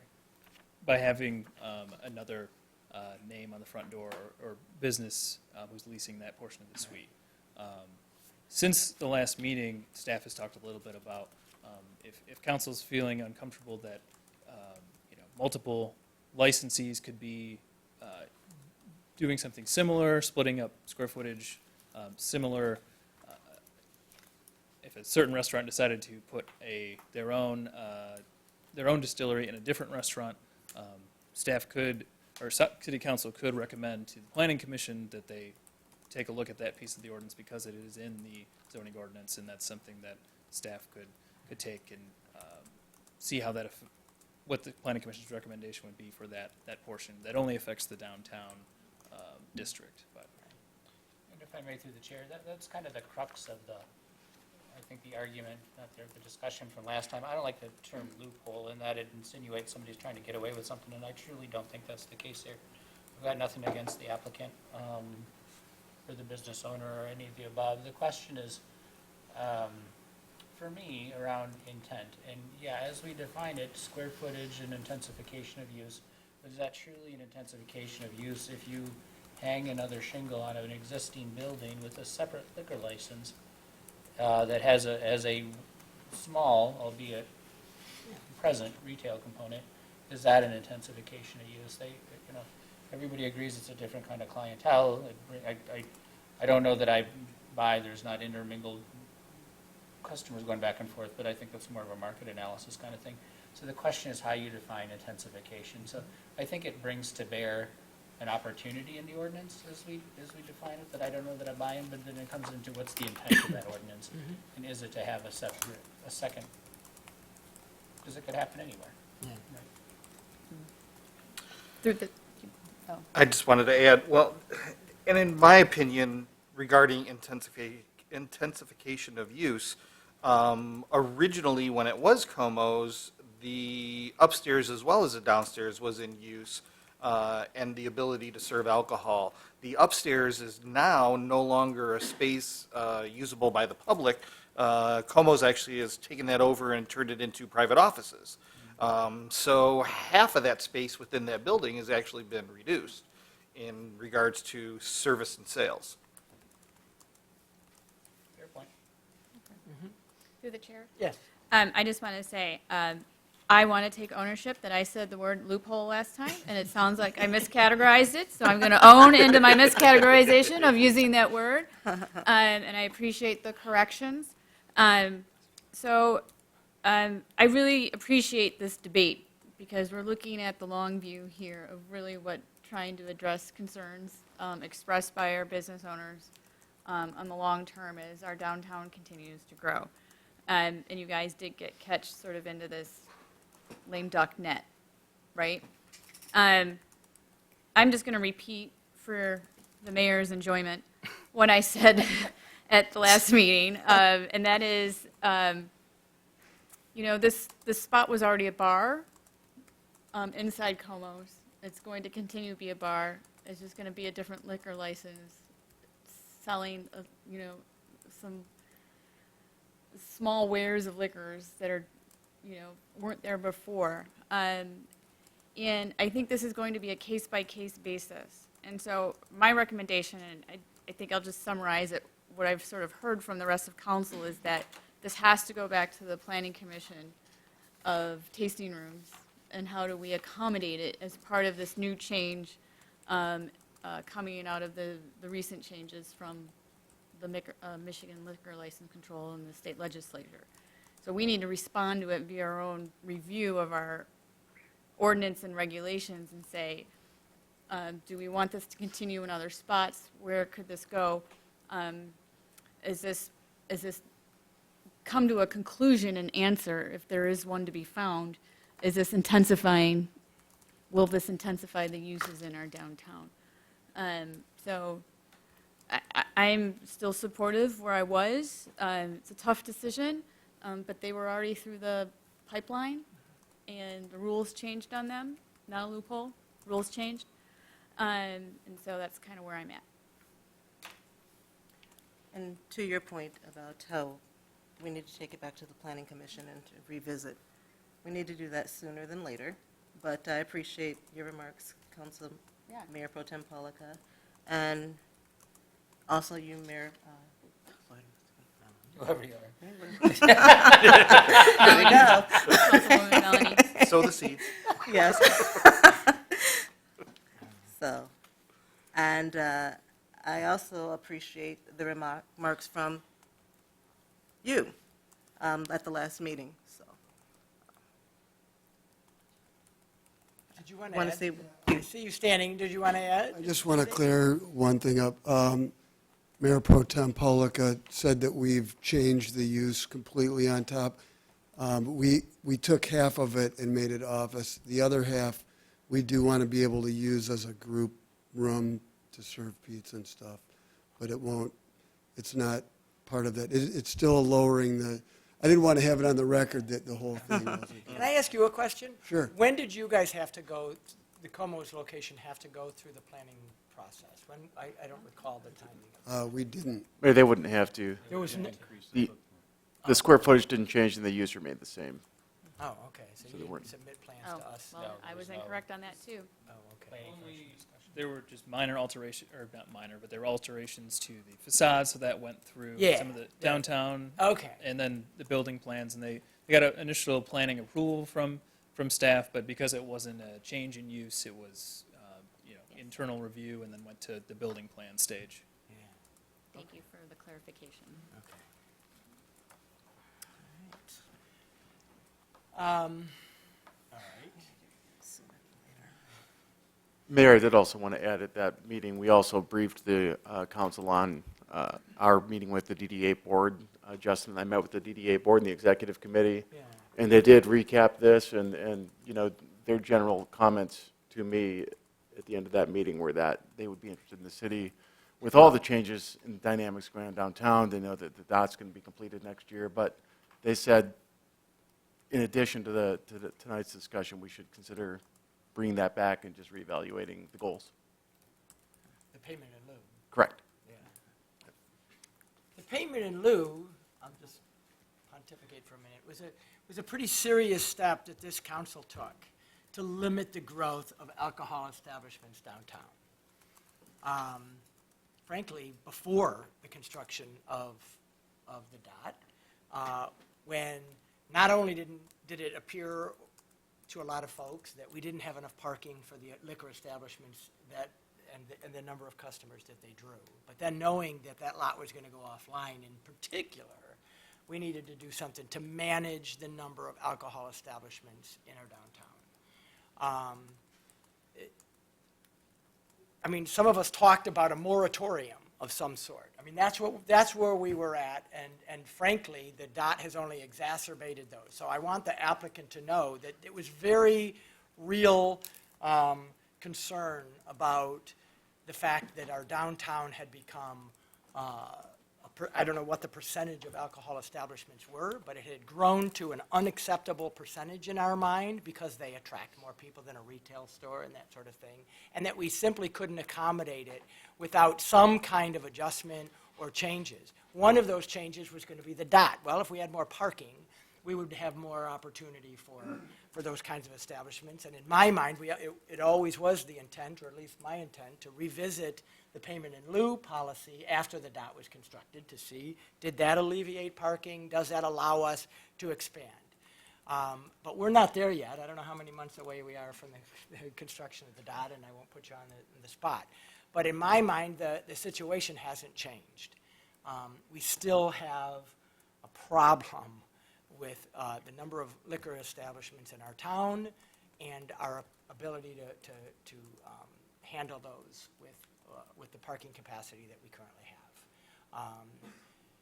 So I appreciate that the applicant started this process before the legislature screwed things up, but I don't work in the legislature, and the legislature gave us another opportunity to help control liquor in our downtown.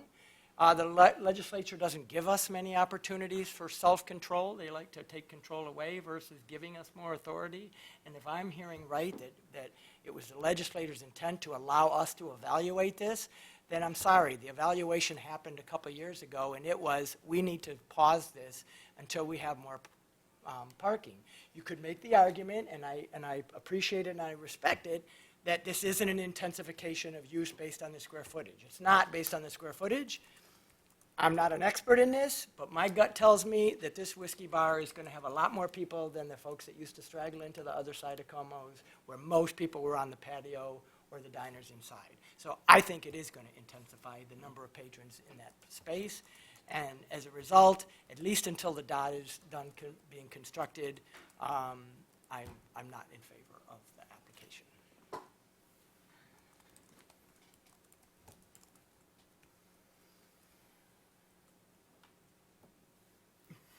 Didn't mean to stop the conversation, but I know you were.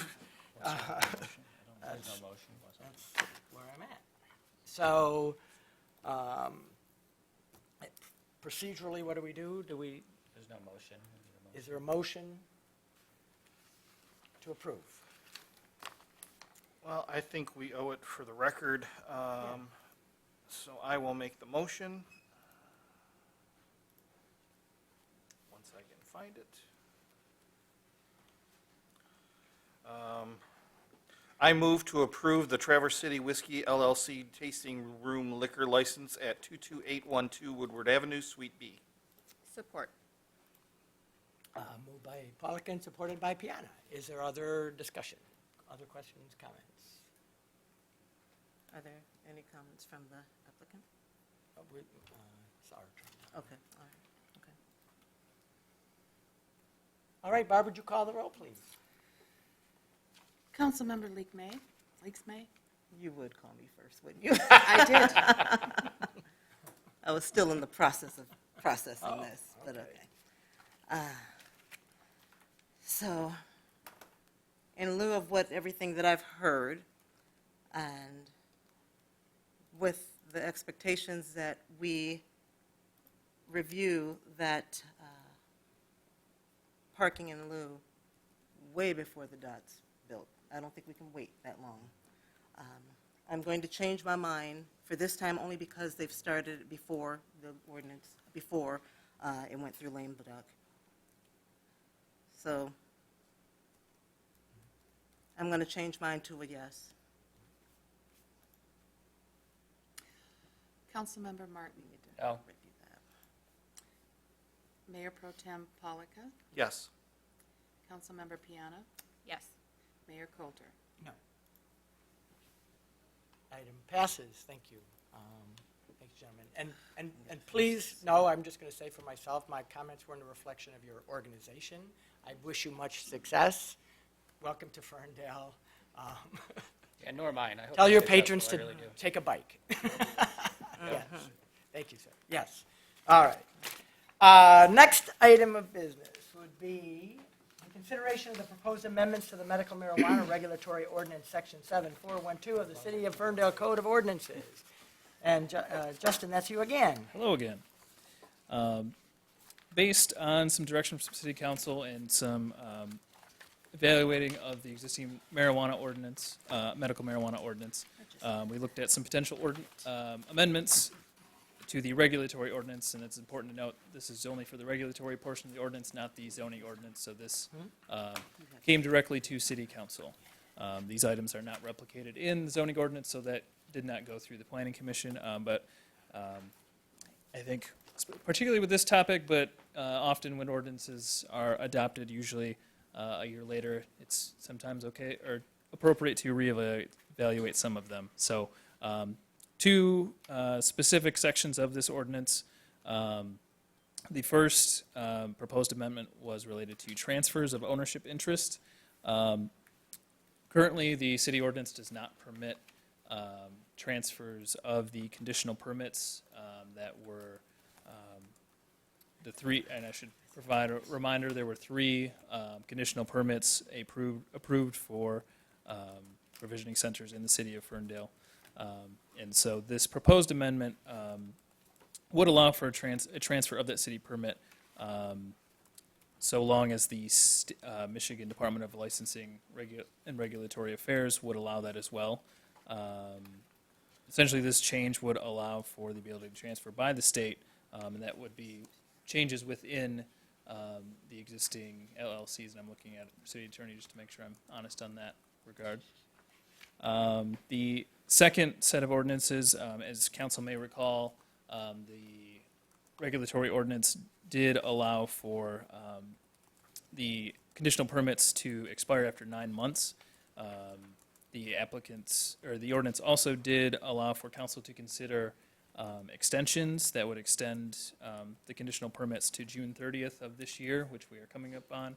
Council did approve all 3 of those requests. And since that time, the applicants, all 3 applicants have expressed concern about the time that the state's regulatory department has taken to approve those state operating licenses. As you may have heard in the news, there was sort of a reorganization of that regulatory group with the new governor. It seems that this month there will be more of a definition and organization of that group. And so that it seems like this administration is interested in moving some of these licenses forward quicker. But essentially, this ordinance amendment would extend the amount of time for a permit in order to allow these applicants to get a state-issued operating license. And the extension is based on if the department fails to consider a completed application by the permit. Essentially, the applicants would still have to get all of their improvements done to the city's requirements for certificate of occupancy before that June 30th date. But if there is some factor that the state does not permit a operating license for these 3 applicants, and it doesn't have to do with the building. If the building is ready to go, then those applicants could receive an extension beyond that June 30th date. City attorney provided some additional information in the packet as well, and there's a draft ordinance. But those proposed amendments boil down to essentially those 2 factors, transfers and the extension of the deadline. I'm sorry, Your Honor, did you have a question? He said you provided information. Is that just the updated ordinance? Or Yeah, is there I've heard. something else I'm missing? No. Okay. It's, the text of the ordinance is here in your council packet. And just to really recap the 2 changes, starting with the second change, which was the timing of the permit, it was a concern that the new regulatory agency at the state for processing of state-issued licenses might be delayed, given the new configuration of that agency. And the proposed amendment would require the applicants that council has permitted to, as long as they have satisfactorily completed all of the obligations to enable them to have their application considered by the state, the failure of the new state agency to consider that application would not be a basis for the termination of the local permit. That's as it relates to that issue. As it relates to the first proposed amendment, it would provide that a applicant that has a permit issued by the state, by the city, to the extent that that the makeup of their corporate members, their shareholders, or their limited liability members wished to be reconfigured, that such reconfiguration would be required to be approved by the state. And should the state allow for such transfer in the underlying ownership of a permitted applicant from the city, that the city would allow that to proceed forward. So the best way to envision that would be that if the percentages of a applicant that's been approved by the city, for whatever reason, were going to be changed, either because of not being able to work together or for somebody moving out of out of the state, that as long as that ownership mix was approved by the state, the city would allow for it. If I may, through the chair, what's to allow then this whole secondary market to be created for these transfers once more cash starts to flood into this? What's to prevent that? Yeah. Well, Where the state is essentially the answer, right? We're going to rely on the state? well, under this draft, the concern, you currently have a number of applicants waiting for consideration while you're waiting for data from one of the applicants that will ultimately open. And that draft regarding transfer goes to the issue to provide some mechanism, because there already is a mechanism in the state rules that allow for transfers of ownership interests, change in the makeup of members to be considered subject to review by the state. And that essentially allows or affirms that the city permit would also follow and allow for such change. So if I'm 7th or 8th on the list and have enough money, I can buy my way up to the top?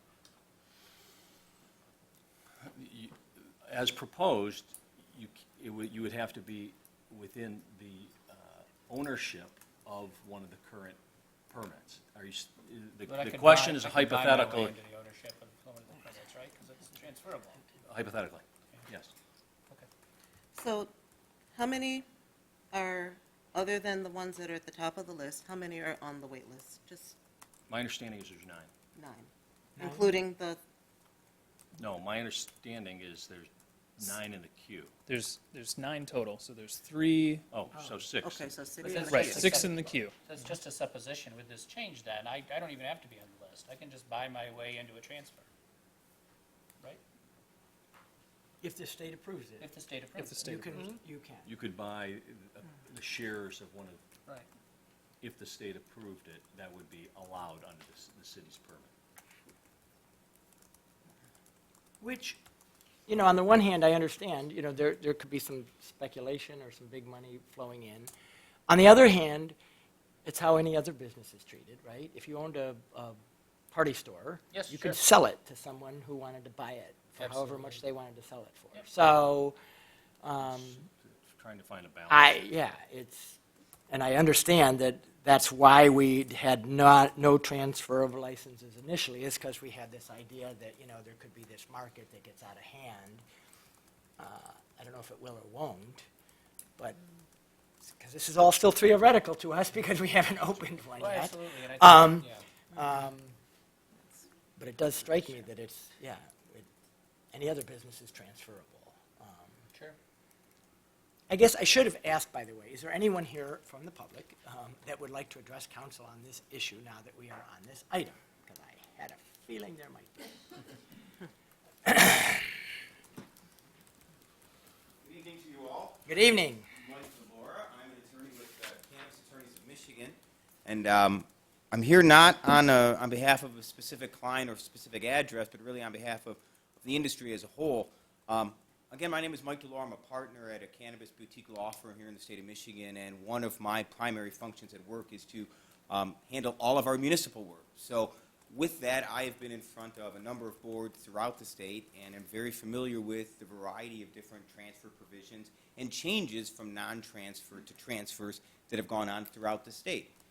You may or may not be aware of this, but cities like Grand Rapids, Battle Creek, Flint, Sturgis, Warren have all started this process, because we're all brand new. None of us have done this before under the MMFLA. We're all learning. Many of these municipalities opted in and started with non-transfer language. Each and every one of them have come off of that language. And I think it's for the very reasons that you just set forth, Mr. Mayor, that these are, in fact, regular businesses. And in fact, they're the highest regulated business here in the state of Michigan is the cannabis business. But to treat them differently from, say, an auto repair shop or a holistic health food store, and then to put into cannabis, now you get into very strange due process, equal protection laws, as well as the Zoning Enabling Act, which may or may not allow the restrictions on some of these transfers when you're dealing with these types of special use permits. So what we're seeing throughout the state is a movement away from this abject non-transfer language into a more regular and orderly transfer. Now, if you look at the language in, say, Grand Rapids, they started their ordinance with restrictions on transfer. They had a whole section on transfer. And then, while in process, that language is actually completely removed from their statute. Their statute today, their ordinance, is absent any language on transfer. Now, when you look back through the legislative notes and the notes of the various commissions, the reason they did that is because they were concerned about the legal ability for them to restrict the transfer of this type of provision and permission to use and to ultimately operate in their city under the Zoning Enabling Act.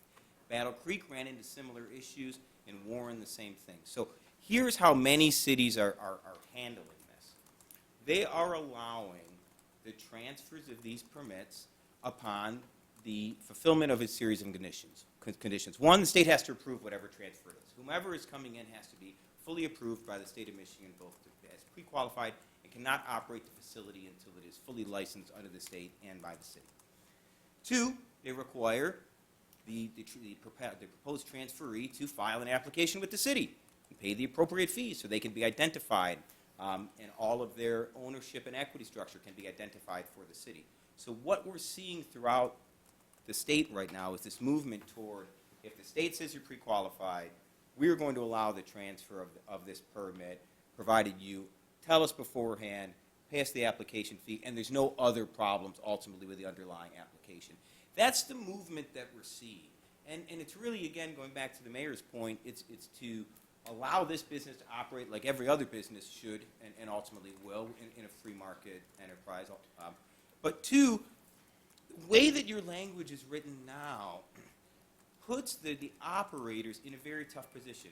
I know, for instance, that you have at least one approved applicant here in the city of Ferndale that operates as a limited liability corporation rather than a corporation. Well, the taxation is vastly different on the two, and we are seeing a movement of these businesses go from limited liability corporations over to corporations. Under your statute, if the owner of that LLC wanted to merely change it for tax purposes or for business structure purposes over to a corporation, he or she would not be permitted to, with no change of ownership merely because the entity changed, even if that entity was pre-qualified or otherwise. So you're limiting the ability of these men and women who are running these businesses to operate their business the most effective way possible. And that's really what it's going to come down to. At the end, the businesses that operate the most efficiently and provide the best customer service, those are the ones that are going to thrive.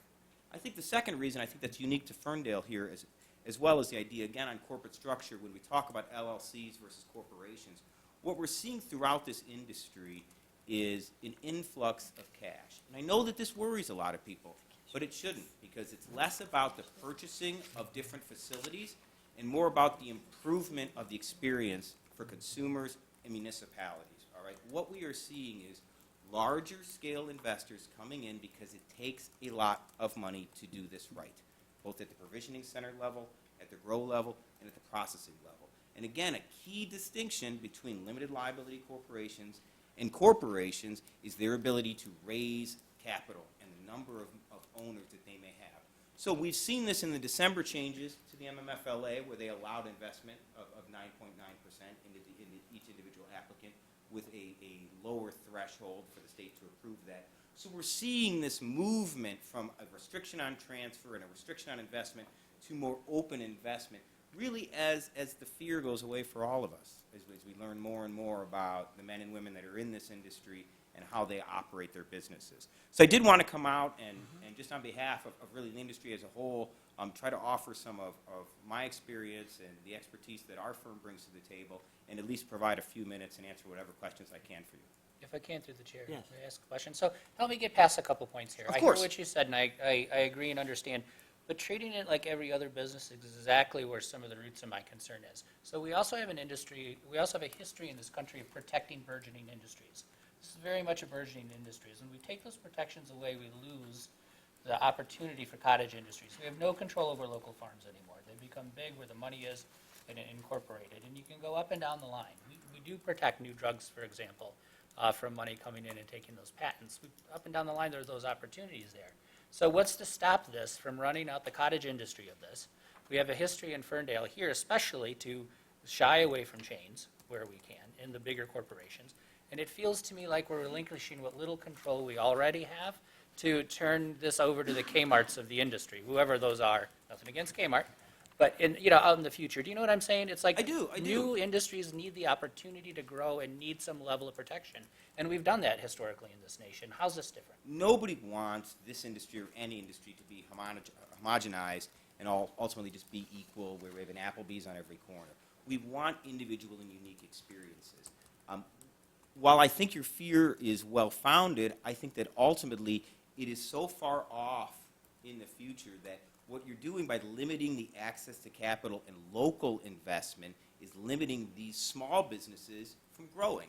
And I think that that really goes to the heart of why the state designed the statutory scheme the way they did so. If you notice that there are very few public corporations or Canadian corporations that are coming into this state and getting licensed at the state level to open up these facilities, because they are designed at the state level to follow a model of small business owners. The men and women in this industry are cobbling together the money that they have to meet the capital requirements for the state of Michigan so that they can be pre-qualified and open these businesses, particularly those men and women that are pioneers and started this process 2, 3, 4 years ago so as to be pre-qualified today and be lucky enough to have been in line and be one of your approved applicants. So the state is designed this system to say, hey, let's create small businesses. Let's let these men and women run them, raise capital, and do it as effectively as possible so that they can be the next McDonald's. We want the cannabis McDonald's, the cannabis chain, to be from Michigan.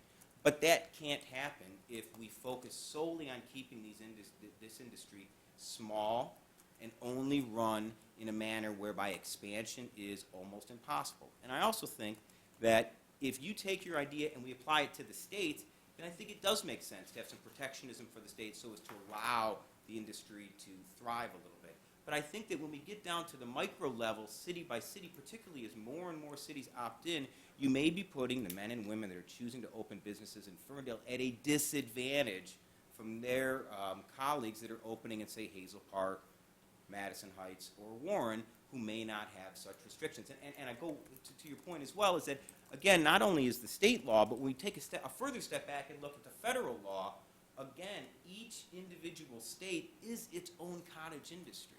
We're not permitted to ship this product over state lines at this point, okay? We're not permitted to have multi-branding. It's very rare. So, again, we're at the forefront of potentially a $50 to $60 billion a year industry here. And ultimately, it is still a cottage industry, as each individual state identifies the key players in their industry and the men and women that can run these businesses most effectively and with an eye toward customer service and clean, safe products so they can thrive. So what I hear you say is you want to move this industry towards larger conglomerates. No, I don't have a feeling for it one way or another, but I think that ultimately businesses, any industry, coalesces, and ultimately we see large players. And I think the liquor industry is a great example. Take beer, for instance. Yes, there are massive companies like InBev, okay, Budweiser, these multi-billion-dollar conglomerates, okay? But there also, particularly here in Michigan, is a thriving microbrew industry, okay? Be it from Bell's across the state, or you can go up to Bel Air and have some of the Shorts beers. So we've established that you got to let the market decide that, yes, there's going to be the Kmart close, but there's also going to be Louis Vuitton, okay? And ultimately, the market is going to dictate where that cottage industry goes. But again, if you hear what I'm saying, you've got the federal government set up in a system where we've created different state cottage industries. The state has said we want these to be local and to grow. So we just want, ultimately, industry-wide, statewide, there to be a uniform set of municipal procedures so as allow the men and women in this industry to grow and thrive and expand. Through the chair. So I'm hearing, and I hear what you're saying, but what I don't hear is, yes, I want businesses to thrive and grow, but what I'm not hearing, and what seems to be just kind of put on the back burner here, are the individuals or the business owners, or who want to be business owners, men and women, who are sitting in our queue. I'm not hearing anything about them. So if we approve this transfer, they still sit in the queue, because anybody can kind of come up, from what I'm hearing, if their permits and everything's in order, and there's a transfer that can be put in place, that person just kind of moves into that spot and people remain in the queue. Is that what I'm hearing? Through the chair, hypothetically, yes. There is a limited number currently. Council will revisit it after a period of time, after some of them actually open,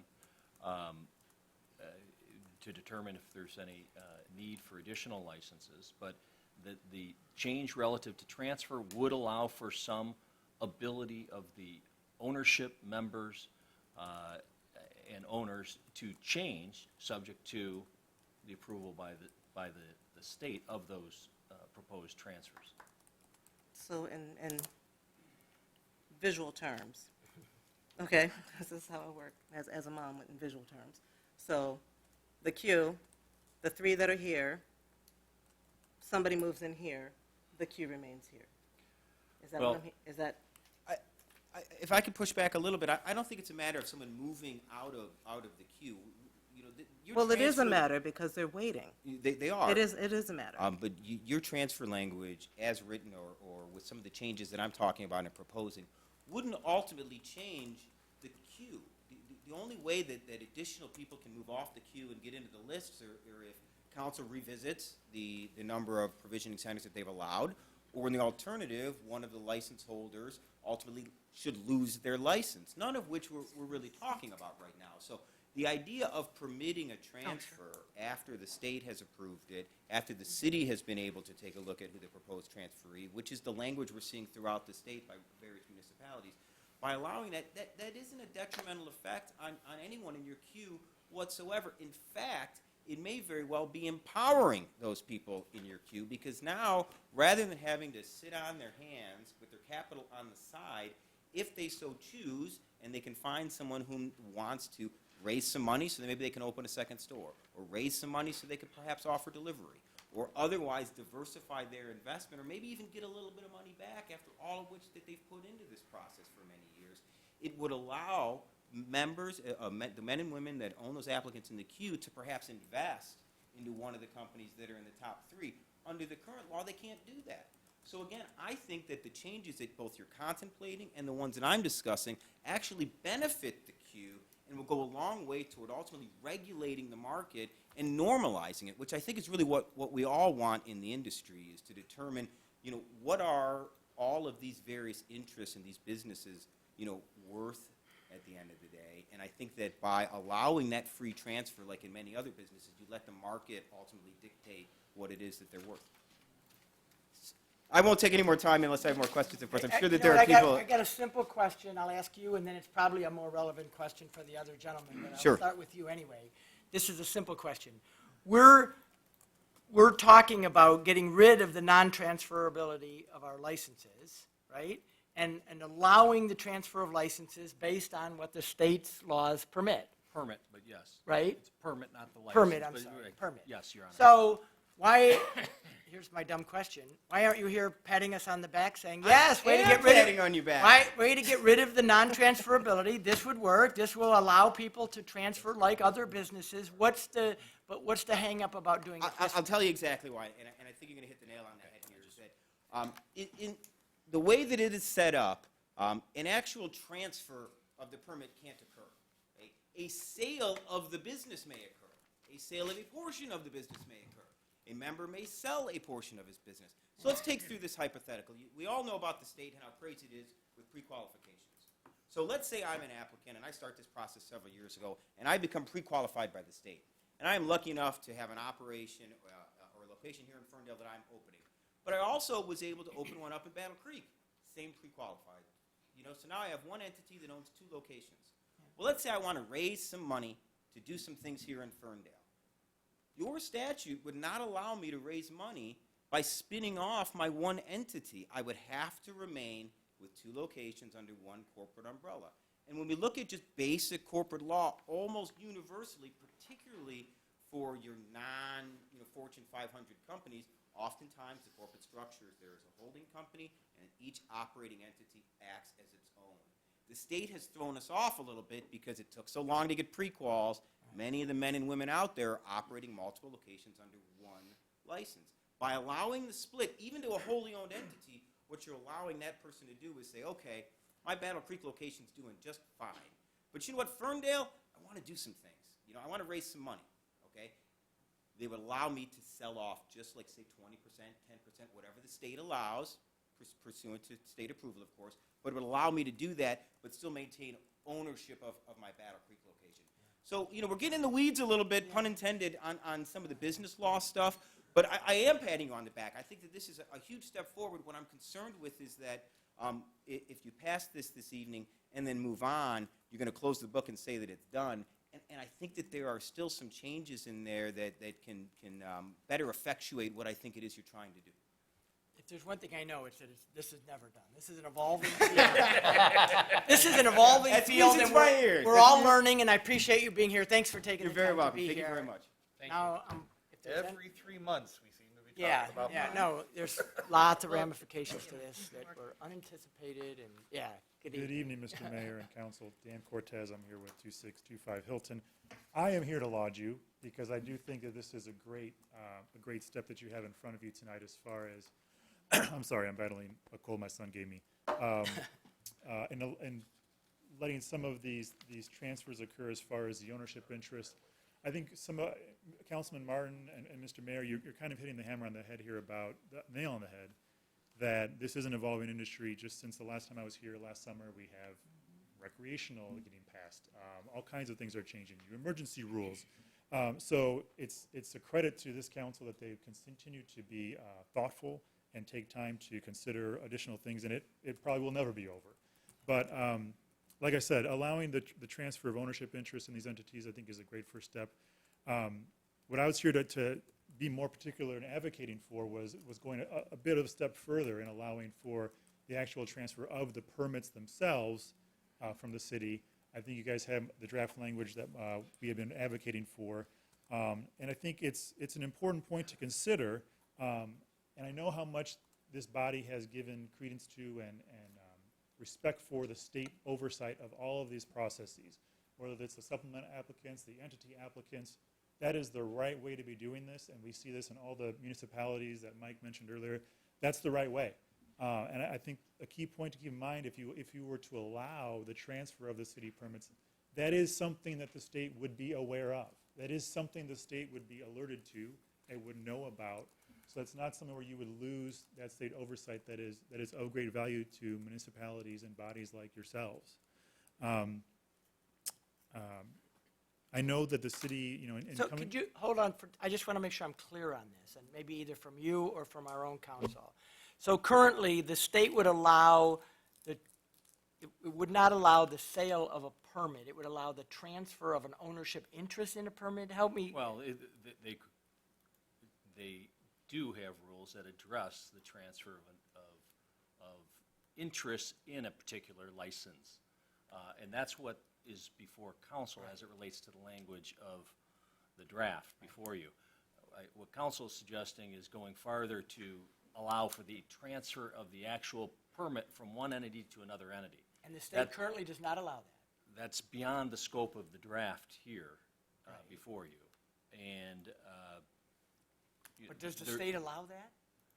Is that? What's the question? Can you repeat the well, question? they would have to have a state-issued license still. Right. And our, the ordinance here, you would only transfer the permit to somebody that had, at a minimum, I suppose, state pre-qualification. They wouldn't be able to have the final license because they wouldn't have a location. Exactly right. Okay.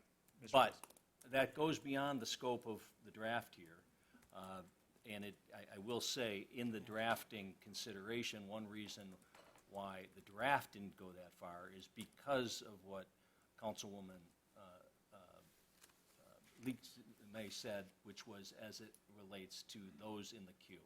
And there are a number of other pre-qualified applicants currently waiting, and allowing the transfer of the actual permit was viewed as not being equitable to those entities. And I appreciate the point that the councilwoman has made, and we all, I think, want to take into consideration everybody's interests here, including those who are in the queue. But I think the reason why we're advocating for this additional step, Mr. Mayor, is the fact that I don't see a significant difference from what the scenario Councilman Martin's considering, that one of the 3 permit holders now could have an offer to sell 90% of that entity, and now you really have a new ownership of that permit, which has essentially been transferred, thereby jumping everybody in the queue. So to the point of that issue, going this small step further of actually transferring the permit that's been 90% transferred already, that's not that much of a significant difference. And that's not really going to impact anybody in the queue any differently than where this draft of the ordinance goes now. And I think as a final point, the interest is to get the best provisioning centers, the safest, most secure, the best products for all members of the Ferndale community who are going to be in and around and patronizing these establishments.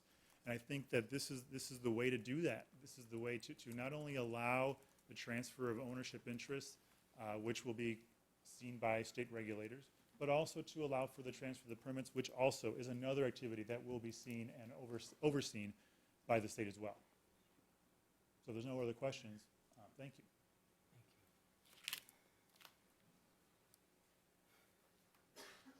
And, yeah, anyone else that would like to address council?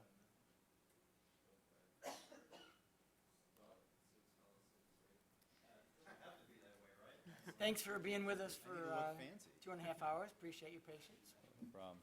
All right, well, ladies and gentlemen of council, thank you very much. I know it's late. I'll try to be quick. My name is Todd Levy. I'm representing Thrive Enterprises. That's 1551 Academy. That's one of your 3 permit holders at the moment. I'm going to defer some of the transfer of license kind of conversation. My more important focus, I think, is on the other one of the provision that you had kind of made an amendment to. So again, I'm Todd Levy. I'm a consultant to Thrive. I'm also an attorney. I've done this for a very, very large company, actually the biggest in this country. I come here to kind of help some of the medical marijuana companies get off their feet and get this thing rolling. And I've done this in about 17 different locations, so I'm kind of familiar with the gig. So my concern is actually about the language itself of the other provision, the one that talks about everybody's interest ending on July 30th if you don't have your final state license. Now, I know that there is some leniency in there if you have everything done at the local level, your certificate of occupancy. However, you know, just informally talking with some of the other applicants, 3 permit holders, we're all in the same boat right now. We're right at the finish line, coming up 7-10 days on the COO, but you never know what's going to happen. So let's say something does happen in the next 7 to 10 days, and the inspectors come out and they're like, okay, well, you got to do this, this, and this. Can't have our inspections from the state because we're not done at the local level. Now, logically, you walk down that chain. If we are like 4 days away, 3 days away, we're going to lose our local permits on the 30th, no matter what. Now, I understand some of this comes from pressure, those people in the queue. I hear the language, there's a lot of it. However, what I think that focus is a little off-center, because this is really all about the patients, right? So what happens if 1 or 2 or all 3 of your permit holders lose their licenses because something goes wrong with their COO in the next 2 weeks, right? You're going to pull all the permits? All of the patients are going to suffer. You know, obviously we have a vested interest, we have money, and obviously the people in the queue are vested because they have vested interest because they want to go ahead and get into the game. But the patients lose. So I would suggest to kind of tweak the language a little bit. Now, I have a little bit of a draft. I've been very busy, so I've not been able to send it, but I could bring it up if you want to look at it. It just kind of gives the council... or give it to the attorney, I guess. It gives the council a little bit of leeway, so if it comes up to be the 30th, and we're like 2 days away, 3 days away, here's a bunch of copies. I don't know, gotta hand it to you, don't look enthused. It's in blue there, underlined, just like any other legislative change. It just gives the council the option to extend, you know, 30 days, whatever you want, 10 days, 14 days. Just as it's written now, if you don't hit the nail on the head with the local COO and get your state inspection, obviously the state inspection you're giving some leeway for as written, but if you don't get that COO by the 30th, it's over. And then your people in the queue are going to be, you know, bare minimum a ways out. So it really kind of sums up what I'm saying, right? All right. So, any Dan, questions? is that your understanding? Because, I Is, mean, is what oh, I'm sorry, that if he doesn't hit it I mean, well, if they, yes, What was- the ordinance provided that they were to get their state-issued license in 9 months. right. They didn't get it, they asked for an Yeah, we extension did. for an additional 3 months. We gave and everybody the extension. Now, you're considering further allowing it for that circumstance where it is beyond, really, the essence of the proposed change, where it's beyond the control of the permittee. Yeah. It's the state's inaction to approve it. And again, Based on whose judgment? I mean, who's going to determine that? well, they will have completed everything that they were required to have completed at the Right. local level. And it would be, they wouldn't have the state operating license because of some delay on the part of the state agency, not because they haven't completed their facility within the city. Can I say one thing in addition? So in your zoning ordinance for site plan, right, section 24-249, you get 2 years from site plan to get going. And then if you don't get going, you lose your site plan. But as long as you just, it says, the language says, unless construction begins, which means you get 2 years, and then you get time to do construction, and then they'll keep giving you more and more time. Here, we get our site plan January 14th, and we have to be open in 6 months and 2 weeks. Now, talk about Just having through the different- chair, this is a regulatory ordinance, and Yeah, they've I'm had just- a year from the time of that council passed the ordinance. Yeah, but it's also a practical matter, right? You have to go through site plan, you have to go through building permits, you have to submit it to the city engineering, you've got to wait for contractors. I mean, as soon as, we've all been diligent, we put all of that information forth at the last, I mean, you have all of that written. All of the applicants have been diligent. None of us have rested on our laurels. None of us have sat down and watched this go by. If I may, through the chair, though, where I'm drawing a blank between this is what you're describing in the gap we just heard here 30 days ago. It's the state. We're ready to go. We've given it extensions. They're there. Now, suddenly, they're going to miss their COO because of a contractor?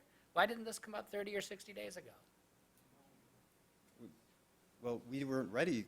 I never said that we were I'm ready not and ready saying to you go. did, but we had a bunch of people come through and said, it's the state, we're getting ready. So We're there. we have submitted our state step 2, but Right. the last step of that is your local COO, and that's the way you've got that ordinance written. Right. So, I mean, we're right here.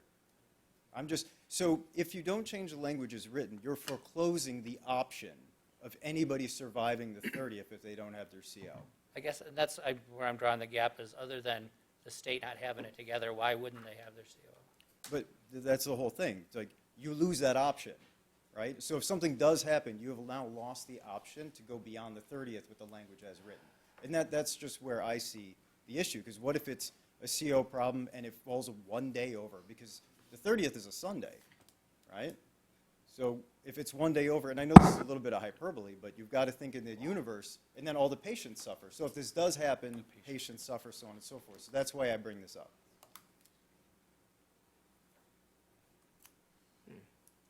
So I just thought I would address council and bring that to light. And Nope, if thank you have any you. questions Nope, for me, I'm appreciate it. more than Thank willing you. to field anything else. I distinctly remember you asking last time that we talked about the extension, was this enough time?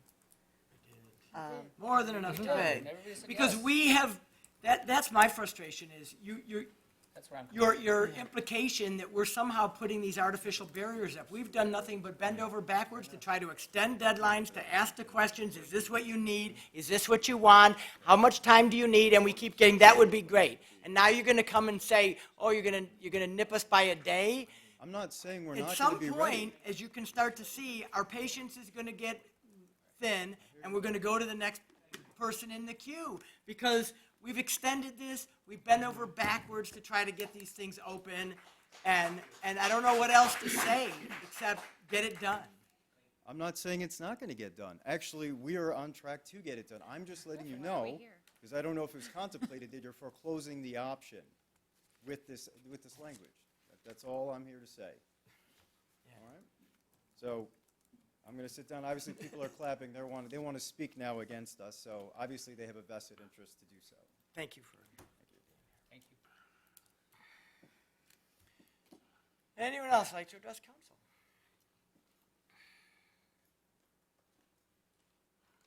Hello. Good evening. My name is Thomas Phillips. I represent my brother Justin on building at 1915 East 9 Mile. I've talked to you guys before. We were, just so everybody knows, we were the first caregiver center licensed in the city. At this point, I would just like to know why the rules should change again. We have attended every meeting, including those that outline the rules of the queue. We understood that if provisioning centers weren't open in the time outlined, the ordinance said basically next person up. We don't understand why the city would change the rules yet again to accommodate the first three, whether it's construction issues or whatever their issues are. We feel like everybody agreed that this period of time was enough to get it done. I don't think, you know, with this much at stake that you would let, like to your point, a contractor hold you up. That being said, when you guys set this ordinance in place and put those time frames in place, during that time, we've had offers to purchase our building from us just to sell it, and we've said no because we were relying on the rules that you guys set. Where are you in the queue? Just curious.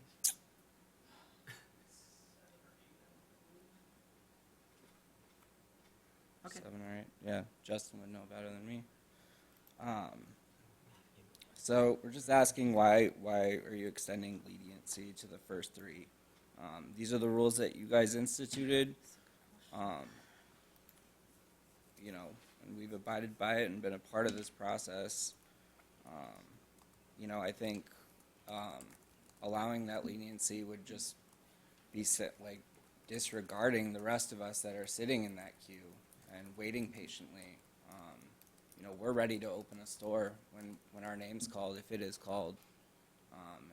And 12 months, 9 months is more than enough time. I just think it's unfair to the rest of us in the queue. You've already given them extensions.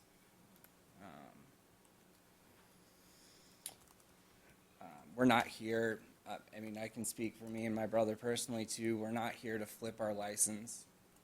We're here to be a part of Ferndale. We were out the gate with you guys helping you write the original ordinance. You know, we own our building, we've been here the whole time.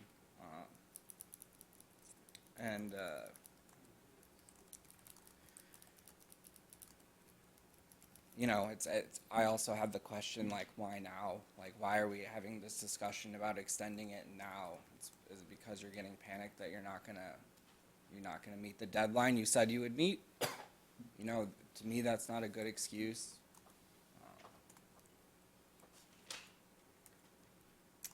Yeah, I just kind of want to know why we're making these changes now, or if you guys are considering them, like, why now, and what does that mean for us, and, like, you know, our lives are, you know, our business is on the line right now, and we just want answers. Mm-hmm.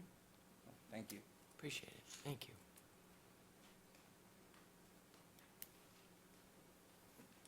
Good evening, Mayor, members of City Council. Paul Weisberger, 211 East 9 Mile Road, Ferndale, Michigan. I want to try and hit most of the points and even the concerns that have been raised by the mayor and Councilmember Martin as well. And I'm going to spare you the history of our operation for the first 2.5 years, and we will touch upon what we have done in this time, because I think it is relevant and germane to what we're talking about. But I will touch upon, and let me start by saying, if I walk away here tonight with the ordinance exactly as drafted, I will be a happy camper. I will tell you that on the transferability, I do think it's a good start. I do think, at a minimum, the ability to transfer within your entity ownership is important. I don't think they're considering that Ferndale chose its applicants by who sat in the sun the longest for the first three, the ability to transfer within that entity of the first three that sat in the chair the longest, as long as the state is approving it, doesn't seem like that is unreasonable. But I will talk about practical issues as it relates to that. One, The number one example that comes up is, what if I were sole proprietor and I died? My business dies with me. My dispensary dies with me. It seems like you should be able to transfer to somebody or in trust, but the state wouldn't consider that the applicant. The state would only consider me the applicant. So you would have to throw that provisioning center in the trash can. What if I have a partner dispute? Not every partner, trust me, not all partners get along ad infinitum. So if I had some partners, what if I had some partners that I didn't like their behavior and I was deeming it questionable and I wanted to get rid of them because I didn't want to jeopardize my business? There's a number of numerous practical reasons outside of just the ability to sell your business, to not have to run that business until the day you pass away. And so I would urge you to consider the transferability as drafted by Mr. Christ, and again reminding the council that it is going to, of course, be subject to state approval. Any transfer will be subject to state approval. As it relates to the actual second part of the ordinance. So just to be clear, on the Yep. first part, you advocate that we adopt the ordinance? Absolutely in support of it, 100%. Warren, everything that Mike said earlier, I've never met Mike, but I'm going to call him Mike because the other guy called him Mike. 100% support of it. As it relates to the actual sites, it's odd that we have 3 different properties. 2 of them, one on Academy, one on Hilton, were existing buildings. There's been some jazzing up of the exteriors of both. We've got a building that I'll go into the detail on in a second, but we find I'll say we're the middleman. We find ourselves all in the exact same position before you today, plus or minus 2 weeks. I believe Mr. Zoma's operation is about 2 weeks ahead of us, and I believe Mr. Levy's clients is about 2 weeks behind us. But we have a long process that's occurred, and we're plus or minus 2 weeks apart. That said, as it relates to our particular site, we're under a lease. We were going to lease the building. During the planning commission process and during the process, I believe that reading the tea leaves, we needed to have some parking. I'll do this quickly. I know you're moving along here. So we went ahead and got our conditional permit about a year ago now, and we signed a purchase agreement with the property owner because we need to demolish the north half of the building, 2/3 of the building. We're going to buy a building to demolish it so that we could have the appropriate amount of parking that's needed. Otherwise, I would tell you that the provisioning center would either not be run appropriately, or there may be some parking issues. So we did hear it, and we did act upon it. So if you've ever tried to negotiate a purchase agreement with Jimmy Garmo, good luck. It took way longer than I thought it was going to take. Then we met with staff. We went to Planning Commission on November 7th. We turned in the plans, and we went through the normal process. Then we went and we raced to get in some construction drawings just after Christmas, December 26th. I believe we closed on the property December 15th. At the same time, we had to remove a tenant to do that. So in removing that tenant, we had to go find the tenant another space, negotiate that lease, and we were lucky enough to find one in the city of Ferndale. So add the 7th thing we had to do in this process. Then we had our building permit issued on April 16th. That's through back and forth, note changes and whatnot. We had that issued.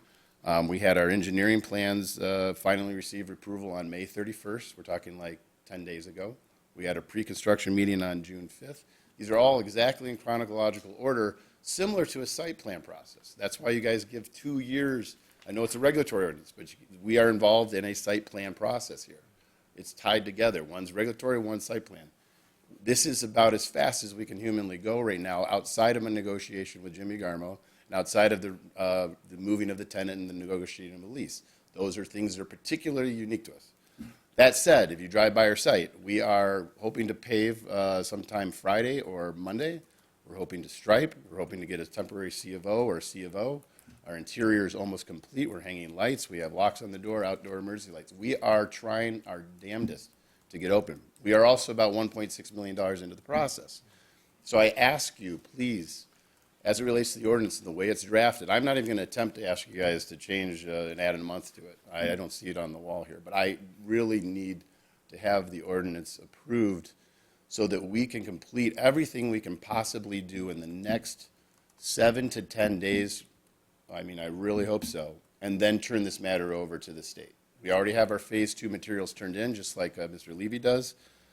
We do have a new board. Our concern was genuine when we said that we were concerned that I get to this point and I don't know how long it's going to take. We may get it in time.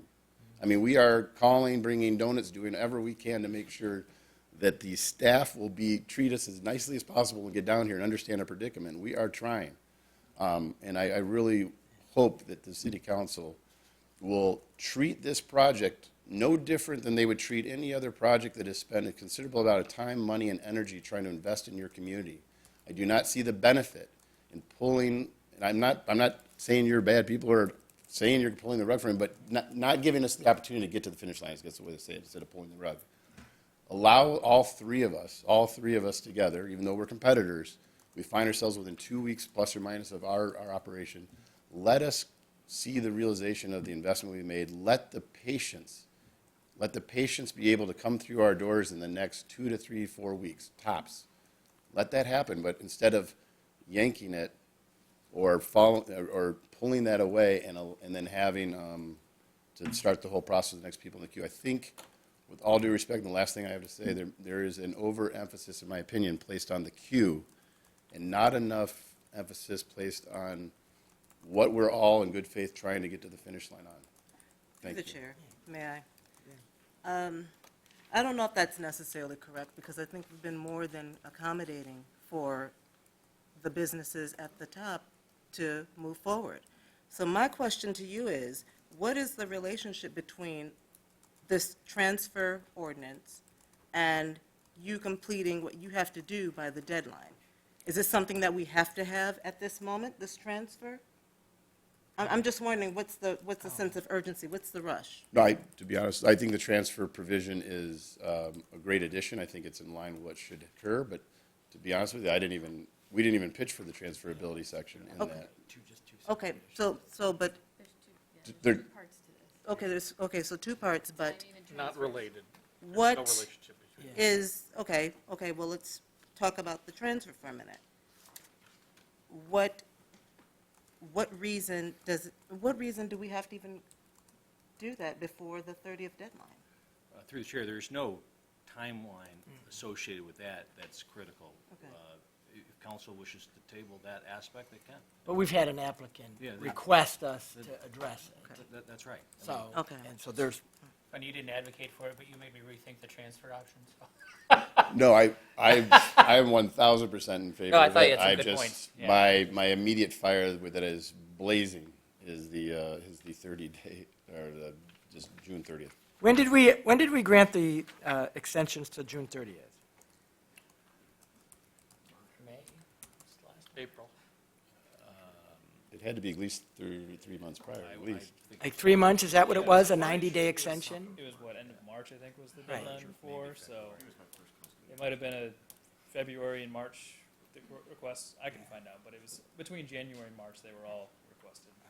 May I ask? But I just want to follow up on that, because there was nothing magical about 90 days other than, and I know I lost my quote, but we were. Through the chair, wa- in the ordinance, it provided that council could extend it for an could additional extend it 3 for months an additional 3 months. in its discretion. Okay, all right. Through the chair, can I ask a Yeah, question? How many permits has the state issued already? Any? Oh, yeah.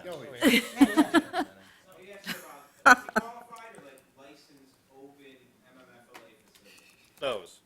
Like the second, I believe that the count across the state of Michigan of fully open licensed facilities is under 100. For medical marijuana?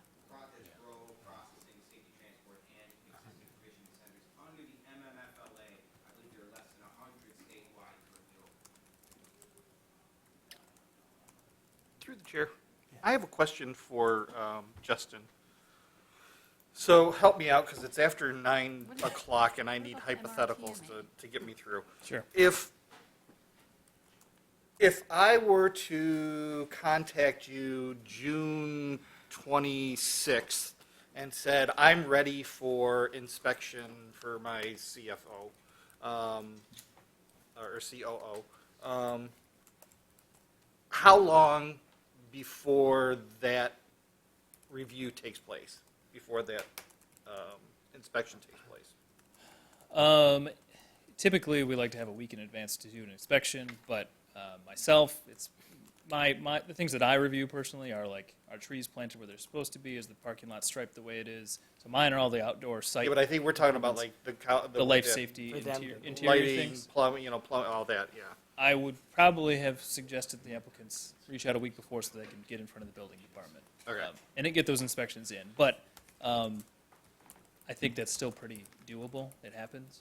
So Jordan, did you want And to then, add to that? Councilman, also, I would add that because this is tied to this ordinance, we would also prioritize right. that Yeah. review. It's a as little part different of than a the normal process.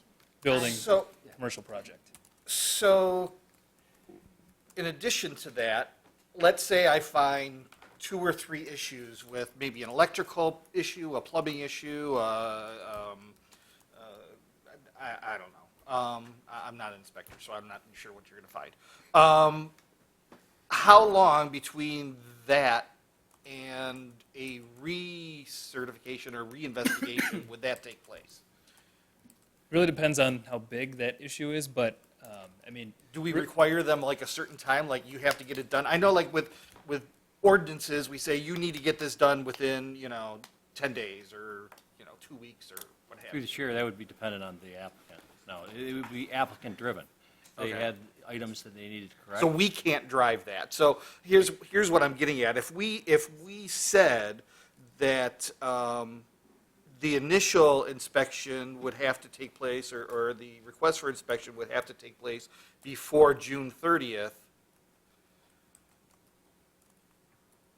No, I shouldn't say that. Because that's how it's written now. We have to inspect it for the first time. But if we set the appointment, if the appointment is made by June 30th, it could happen July 6th or Well, July through the chair, 9th. the concept here is not really changing the length of time. It's that of the permit. The permit with the extension was for a year.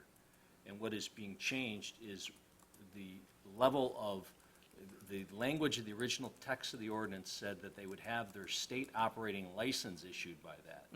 That is, and as the applicants several weeks ago indicated, is out of the control to some extent if the state's processing board changed.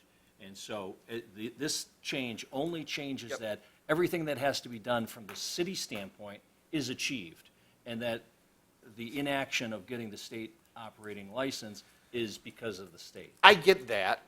I guess my point is, I have the feeling they're coming to us saying, well, we're going to get the work done before the end of the month, but we can't guarantee you're going to inspect us and approve us because I might not have the parking lot striped, by June 30th. But I'll call you up for an inspection and have it inspected. But you're going to find out that I have all these various violations. So they're looking at, if I'm not done by the 30th, July 2nd, we're going to say, oh, you're out, you're done. I think that is what their point is. I think the building department's opinion is that the inspections will be, before June 30th, are for everything to make sure that it would be open, like publicly, safe and open to the public. No, open electrical and things like that. Yeah. If there's minor items that would be part of a normal C of O, temporary C of O, if someone was missing one tree or something like that, or a bike rack was on back order, those would be things that we would say, okay, we will grant the C of O, get the state down here to get your inspection, get all of the things done that you need to be open to the public before June 30th and make sure you get that state inspection. Paint doesn't necessarily have to be dry. Right. Okay. Thank you for that clarification. I appreciate that. Through the chair, I have some questions that are unrelated to the queue transfers or timing that we're talking about here, right? If I had to sum it up into 3 big buckets, right? I was in an hour-long training of marijuana last week through the Michigan Municipal League, and I walked away more confused and as clear as mud of what's happening between the 2 laws of the medical marijuana and the recreational marijuana, and the convergence of both to some degree. So we opted in the recreational, right? Did we opt in? You don't have to opt in for Oh, recreational. yes, did we didn't opt out, You did not opt out. right? You did not opt out. For medical, we have to opt in. Yes, so this is, it's late, I I opted know. out, right. So we did not opt out, we've opted in, but we've decided. You haven't formally opted in, but you're We- opted but in we- by virtue of the statute. But we need to, because we could put some parameters around the At uses. some point you will, but they're expecting the rules regarding recreational next month. Right, okay. No, but there's a convergence of 24 months after a medical marijuana facility gets their permit, they can apply for a recreational permit.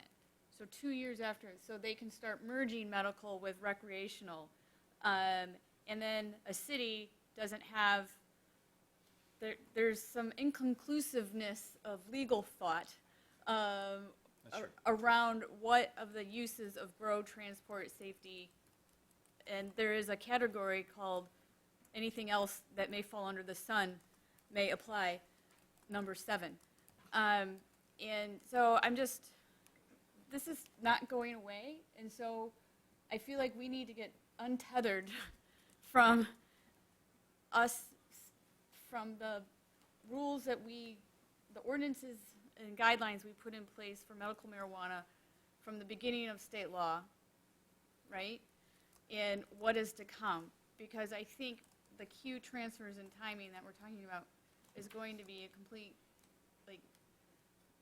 mismatch with what is coming from recreational as well. That's my understanding. It's so confusing.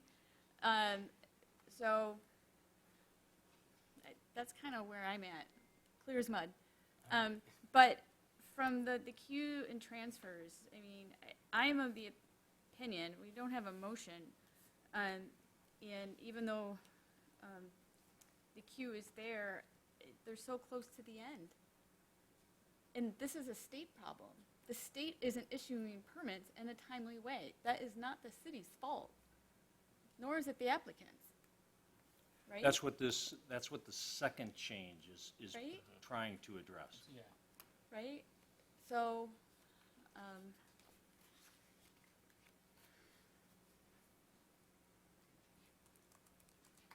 and that's kind of where I felt like we've always been. We're telling them to hurry up and get it done, but they're at the mercy of the state, aren't they? Isn't that is that what I'm hearing? Dan, if I may just re-summarize, I think what this is specifically trying to address is saying we recognize the state has some issues, they have some things that haven't been Right. solved yet, but locally, we've had an approvals process that we've asked you to walk through, and so I think internally we're referring to as C-Vote ready. You should be at least C-Vote ready. You've had the time to become C-Vote ready, and I think that's what's being considered. So we recognize the state has some issues, but locally, we've gone through the process at this point, and we'd expect you to be C-Vote ready. Would it be fair to say that our original 9-month deadline to be CFO ready, including applicant, was in hindsight not long enough? Your Honor, through the chair, I'm sure you'll hear yes from a number of the people out here this evening, but it depended on the facility that they were proposing. Right.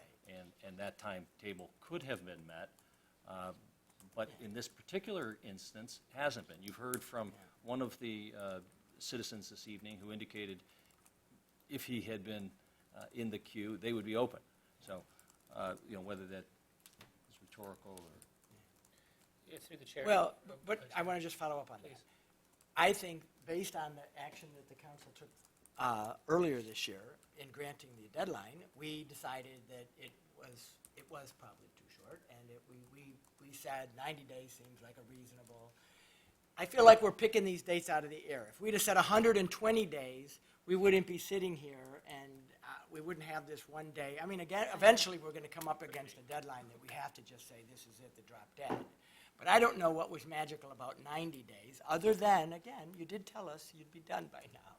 But I don't have heartburn to say if it was 90 or 120, because I am sensitive to I think there is a difference between being one of the three and being in the queue, because yes, people in the queue are making investments based on their hope of getting a permit, But the three have made significant investments and have been working. And I've asked this each time, but they're showing good faith. It's not like they're sitting on the property like a slumlord waiting for something else to happen. So I don't know what was magic. I guess what I'm saying is I'm sensitive to that. I want to see these open. And if it's a matter of another 30 days, what was magical about 90 days? Well, that's the hard text of the ordinance. Okay. And- Well, right, but and it's the that- ordinance and we that- adopted because but- they said 90 days should be good, we'll be good. The ordinance, before you awarded any permits, said they would have a permit for 9 months to get the license. Right. And they could apply for an additional An 3 additional months. 90 days. So All right. well, whenever we wrote it, it was not a magical number. We're learning this as we go along. And the fact that, like, if one of them was behind, I'd say, man, you screwed up. You should have done what the other two did. But all three of them are in the same situation, this close.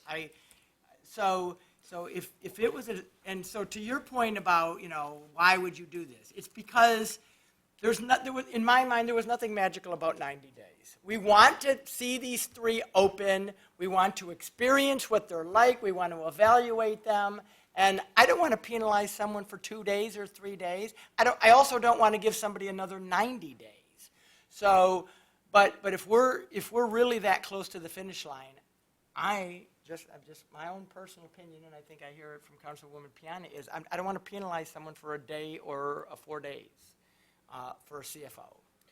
As long as staff tells me they have been, that they have been doing the work, getting the, not sitting, but actually trying to complete this, because you know what? Whoever's next is going to have other issues that arise.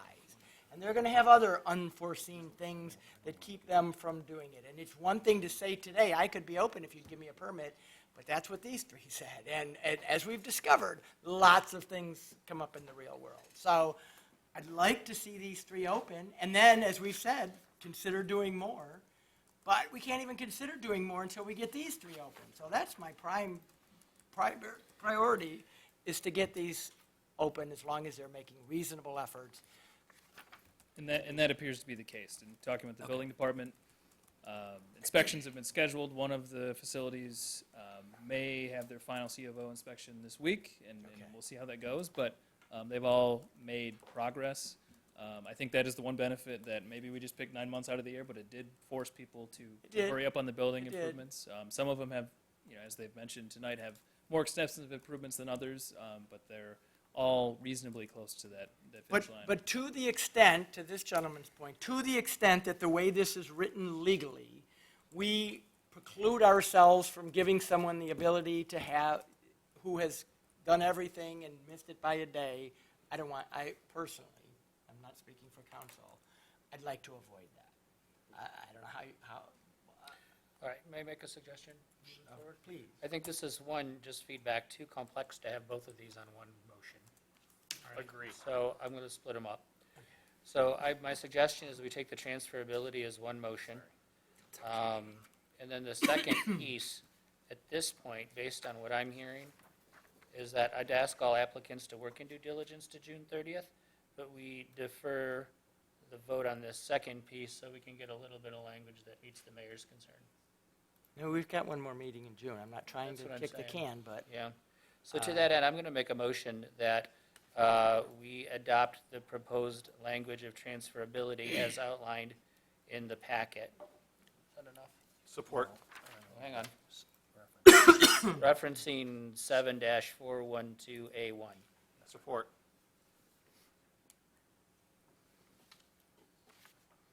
So And that motion is to that adopt. we would, and it's for discussion, and so we can make it Yeah. move on this. All right. The transferability transfer- amendment as presented in the packet. All right. So it's been moved and supported. Is there any discussion on the motion of the transfer language that's in your packet? Let me get this straight, Dan, what you're, the I'm motion, saying adopt this. you're saying adopt this Yep. as is. As is. So then we would have, they would be Let's able just to vote it up transfer. or down and move on. We talked about it a lot. The ability to transfer based on the state rules.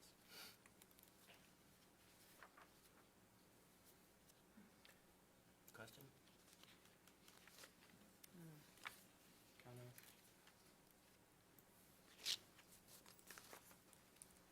my only comment is I respect the fact that I think we're not done with this yet. I agree with you. There are incidents of ownership that still don't make sense to me, why we wouldn't allow some kind of ability of a sole proprietor. That's a perfect example of somebody that's going to Yeah, get those are some great squeezed in points. this. But I'd like to at least do this now and get, because I think it can be helpful, and we can amend it again. That'd be Like I my, said, that's every my. 3 months. Every 3 months. No. Talking about this. Are there any last comments or questions? I just need clarification because it is late, and so permits are not transferable. I'm reading number 1 here, permit required.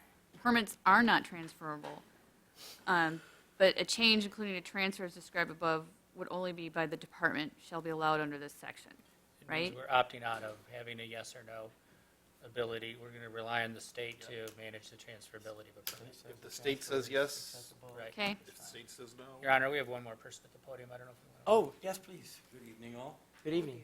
Sam Eunice, 1521 East 8 Mile Road. I feel everyone's pain, those 3 guys, because we've been going through it since about a year and a half now. I have my CFO since May of 2017. I was the second one in line. Me and the gentleman over there, we got it. We're ready. We Wait, have the you're pre-qual. one of the, We're ready. We have our CFO since 2017. you're not one of the. We got, What number are you in the queue? we got thrown out. We're not even in the queue. You're not in the queue. All right. Well, okay. We got in the queue today. Okay. You're in the queue, okay. We wanted to apply. They said, well, you're not pre-qualified. We can't accept your application. We waited. Everybody's paying. They spend so much money there on the finish line, and they're worried the ball's going to get dropped. Well, the ball got dropped on me. I'm at the finish line. I'm 2 steps, not even 30 days. Everything is approved. My building is approved. I'm close to $675,000 out of my pocket, not including the property tax. I bought it June of 2015. I'm going in a 4th year. Utilities, I've replaced everything in there. I painted it. Even Justin asked us to put 2 trees on the side. We did that. And we got the CFO. We're ready to go. Why am I being singled out? I hate to say this. I hope to God I'm wrong, because I think we're being discriminated or we're being singled out, and unfortunately, nobody's giving me a reason why. The reason we picked our process, sir, is that nobody would be discriminated. First in line, we don't make the decision of who gets it. It's purely arbitrary by who gets in line first. You weren't one of the first 3 people in line with the requirements that we had at the time. The problem is, I hate to speak of everybody's behalf. When someone, they want to transfer ownership, is they have a problem with getting approved with the state. Building has nothing to do with it. Building has nothing to do with it. Right. For all the That's why they're respect- 2 separate issues. That's Yeah, why it for was for all smart due to be respect, if separated. someone, well, yeah, we encourage you to, to transfer ownership, I encourage you not to do that, because it's going to open a can of worms. Whoever person they want to transfer it under, God knows what's going to happen after that. They want to keep on transferring. I don't think it's fair. I spent money out of my pocket. The gentleman in the wheelchair spent money out of his pocket. We were the first 2 to get this CFO, and we got thrown in the back burner. The next 3 got picked up. For what reason? Nobody's giving me that reason. I got my CFO. It's ready. All I need is 30 days. I'm done. And I have a letter of intent to buy the building next door to me, complete demolition, and make it to a bigger parking lot. But right now, approximately 1,400 square feet, 8 parking spaces. That's all I need. I'm ready to go. Why am I why do I've waited for 9 months. Now they're asking for an extension. Now they're asking for transfer of ownership. Well, guess what, ladies and gentlemen? The transfer of ownership has nothing. They're not asking for a transfer of ownership. They're 2 They're separate issues. yeah, that they're we- encouraging you guys to that approve we it. should never have put in the same motion. Yeah, I don't think it's fair. I really don't. That's all I have to say. Thank you. Thank you. All right, we have a motion and a support. Barb, would you call the roll, please? Councilmember Piana. Yes. Councilmember Leaks May. You did it again. Your second. transfer of ownership.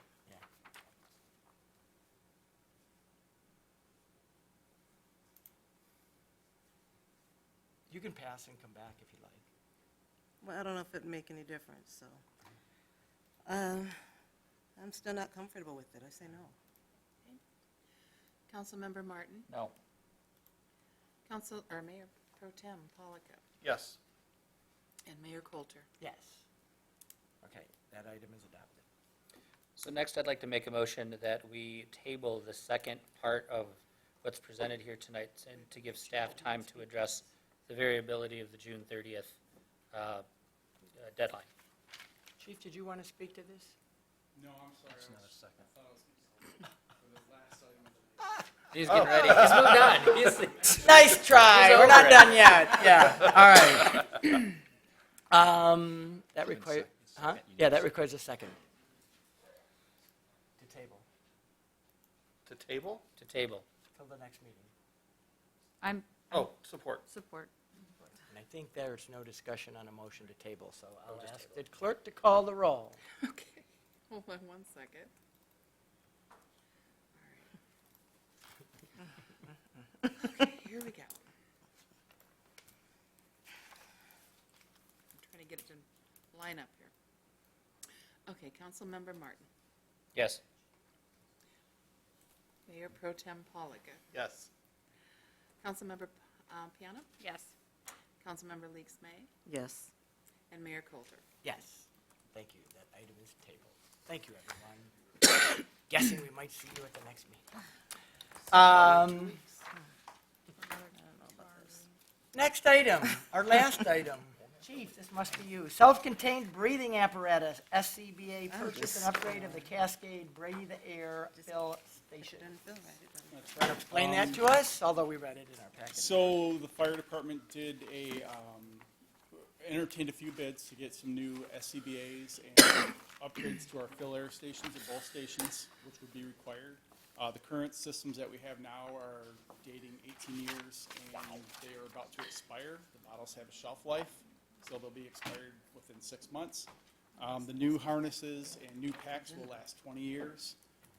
It's new technology, so nothing integrates with each other. I know it's a large purchase, but I think in the future, if we plan ahead like we're doing in the budget, put a little bit of money away each time, we can ease some of that cost. We did come in quite low from the money that we had for this fiscal year and next fiscal year. There was $175 per year. We're asking for around 270 instead of 350. And that would Well done. That would outfit. I have to give credit to the four gentlemen that did that, but Great. that would outfit all 26 spots in the fire department. It would give us 80 bottles. It would give us 4 packs for training. We are now sending members out of state for training, and you have to bring your own equipment.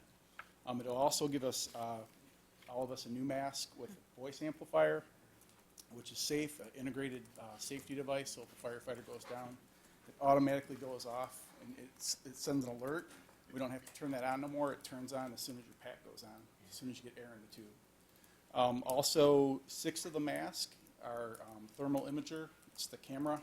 So instead of carrying a camera and looking for a victim or looking for hot spots, it's built into the mask. So they just kind of look down like this, and you'll see that wall, or you'll see all of you just sitting there. So that's going to go to the 4 of these 6 officers and then 2 senior firefighters as well. It's all adding up to safety for the community as well as the firefighters. True. Cool. Any questions or a motion? I just want to make a comment that I would never deny new equipment to or replacing equipment that protects our staff's lives. I can't believe that the existing equipment is 18 years old. That What was is the life of this 2001. The life of these bottles is 20 years. So they get sent out every 3 years for hydrostatic testing, but after a while, the shelf life is done. All right. Then a motion would be in order. Sure, when I find it. I move to approve the purchase of 30 SCBA and necessary accessories along with the fill station upgrades for the fire department at the combined cost of $269,550.23. Support. Moved by Piana and supported by Polika. Thank you very much. We haven't voted yet. I do have a question. It's a tough night. You Well, may not I do get have, it. I do have, I've been here since 7, I'm sorry. sorry, I do have a question. The motion says 269,550.23, but the invoice is 260,406.23. The other invoices for Breathe Air Systems, they're going to do the upgrades to the Cascade fill stations. And that's for $9,144. Oh, okay, gotcha. I see that page now. Thank you. Any other questions? Barb, would you call the roll? Let's see, I think it's Councilmember Martin's Yes. turn. Yes. Yeah, oh, you're voting yes, Yes. okay. Mayor Pro Tem Polika. Yes. Councilmember Piana. Yes. Councilmember Leaks May. Yes. Mayor Coulter. Yes, thank you. Thank you, Chief. All right, thank you. While you're there, anything else for the good of the community? Yes, I forgot last month to mention burn permits. We probably have around 300 to 400 people in the city that have approved burn permits. People still are burning that do not have permits, so I recommend that they go on the city's website, ferndalemi.gov, go to permits, fill out a quick application. We'll respond within 48 hours, and then if you're approved, you pay the one-time fee at $25, and you can burn safely with the parameters that are, you know, in the permit. You got to be 15 feet away from your house, 20 feet away from your neighbor's burning combustible property. With that, this year, I want to go into cooking, so when I go out and do these inspections, I'll go out there and approve a burn permit, then I'll see their barbecue right next to their house, next to a window up on their wood deck. We've had 2 already this year. Guy burned his garage down, another gentleman burned his deck, and it went into the house. So we usually get a couple of cooking fires from outdoor cooking. Just be careful. Put your grill out 15 feet. 1 pound of propane will explode and burn 40 cubic feet. So those are 20-pound tanks. So propanes can be nasty. My grill is not 15. Thank you for that warning, Chief. Just be careful. I'm going to be moving my grill. Through the chair, Yes? perhaps communications might put out a message on, Yeah, that would be. on burning campfires and barbecues, yeah. Thank you. Chief Perhaps the mayor Calzolo, will anything for the good of the invite us to his community? house to barbecue. She said, I'm not, all right. Lorena? All right, how about DPW? Hang on, with 1 second, Your Honor. Huh? Happy birthday, Lorena. Yes. Yeah, happy birthday. We won't ask you which one. Finance. Anything from finance this evening? No? Like deer in the headlights. How about HR? Nothing. Anything from community and economic development? All right. Anything from our party? No. How about communications and community engagement? Anything for the city clerk's office? Just a reminder to, bear with us. We've made an upgrade in our agenda process. It's going to be a wonderful thing. So, and staff is in the learning process too, but we had a little tweak today, which I think it was Melanie that called to let us know the difference between the agenda and the agenda packet, and our provider said that should not happen. It's not designed that way. So there's something in the design that's not quite meshing, but we will be having all packets online. We'll have all the boards and commissions up and running, and we'll figure out why that. I think there is a link that we have to all of our previous records. So if you can't find us, let us know. And I think Kara sent out a notice before that we have updated the system, and if you've bookmarked it, you may not be getting the new site. You may be going back to the old site, which is confusing. Just click either on the calendar or go up to services, and you'll find meetings and minutes. Okay? Joe, anything for city manager's office? Just briefly, I wanted to take this one last opportunity to commend our team in their response to last week's incident. It was fantastic.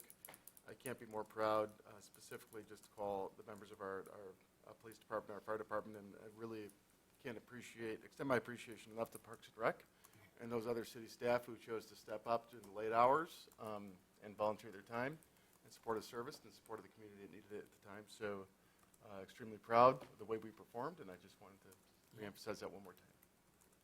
Indeed. And the communications, because that doesn't turn off, sorry. Dan, anything from? Mayor, nothing tonight. for legal? Thank you. Okay. Councilman Martin. Nothing tonight. Councilwoman Leaks May. No, I was trying to find it, but never mind. Okay. Actually, so I just want to once again congratulate the chief on a tenure well served and run. I also want to congratulate all of the graduates this year, 2019, Ferndale High School, University High School, TCEC, the Tri-County Educational Center. So all of them are going on to do great things. Lots of scholarships were awarded, and I'm really proud of them. So shout out to them. Thank you. Oh, and a great season, MP Robotics. I know we wanted to work together to get you here to council, but didn't work out that way. But a great season. Really proud of you too. Softball too, right? Softball. I mean, we can go on and on. I know. There's a Softball, lot. the districts. Lots. So Good. kudos to Good the stuff at the district. schools. Yes. Indeed. Councilwoman Piana. Just wanted to say thanks to our police and fire and response, everybody, and city staff to the incident last week. And I also wanted to say I saw our fire department in action with a friend of mine after the Rainbow Run with an emergency. And I was really thankful to see up front and center how everybody reacted during that scary time for my friend. I also wanted to say last week I was in the UP for the Upper Peninsula Summit through the Michigan Municipal League in Escanaba. I drove 12 hours to be there for 36. And that's what board presidents do. And I had the opportunity to learn some of the rural issues up there, which are similar, and some differences going on up there too. They all have road problems as well, believe it or not. But I also had an opportunity to do the marijuana training, and the recreational is going to cause more headaches than the medical. Forewarning, it's coming. And so I think we need to bring MML in for specific training or get their training materials to go over with council what could be possible. There's so many gray areas in recreational that I'm not sure it's going to meet some of our interests with limiting businesses per number of that we've decided through medical marijuana. It is a lot more complicated.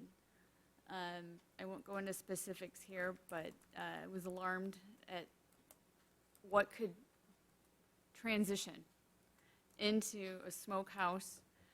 That was actually used, smokehouse. That's not in any of the legal documentation, but that's what they kept saying, smokehouse. And I'm like, I'm not entirely sure what that means in practice.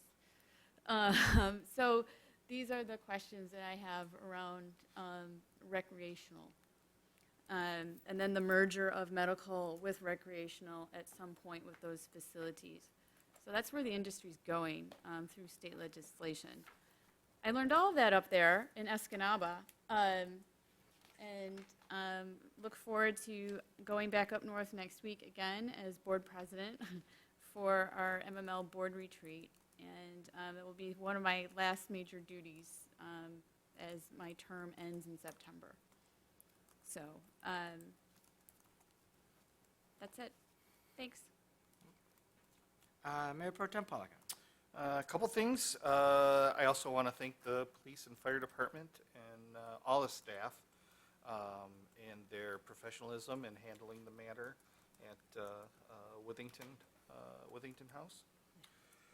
I also want to thank everyone for coming out to Ferndale Pride in between the raindrops. It was actually the largest event to date that we've had, the largest Pride. Julia is probably still recuperating, which is why she probably wasn't here. So I expect she'll put out a more formal report of numbers and facts and figures. And I noticed that this is the first meeting we had without any microphone problems. Yay.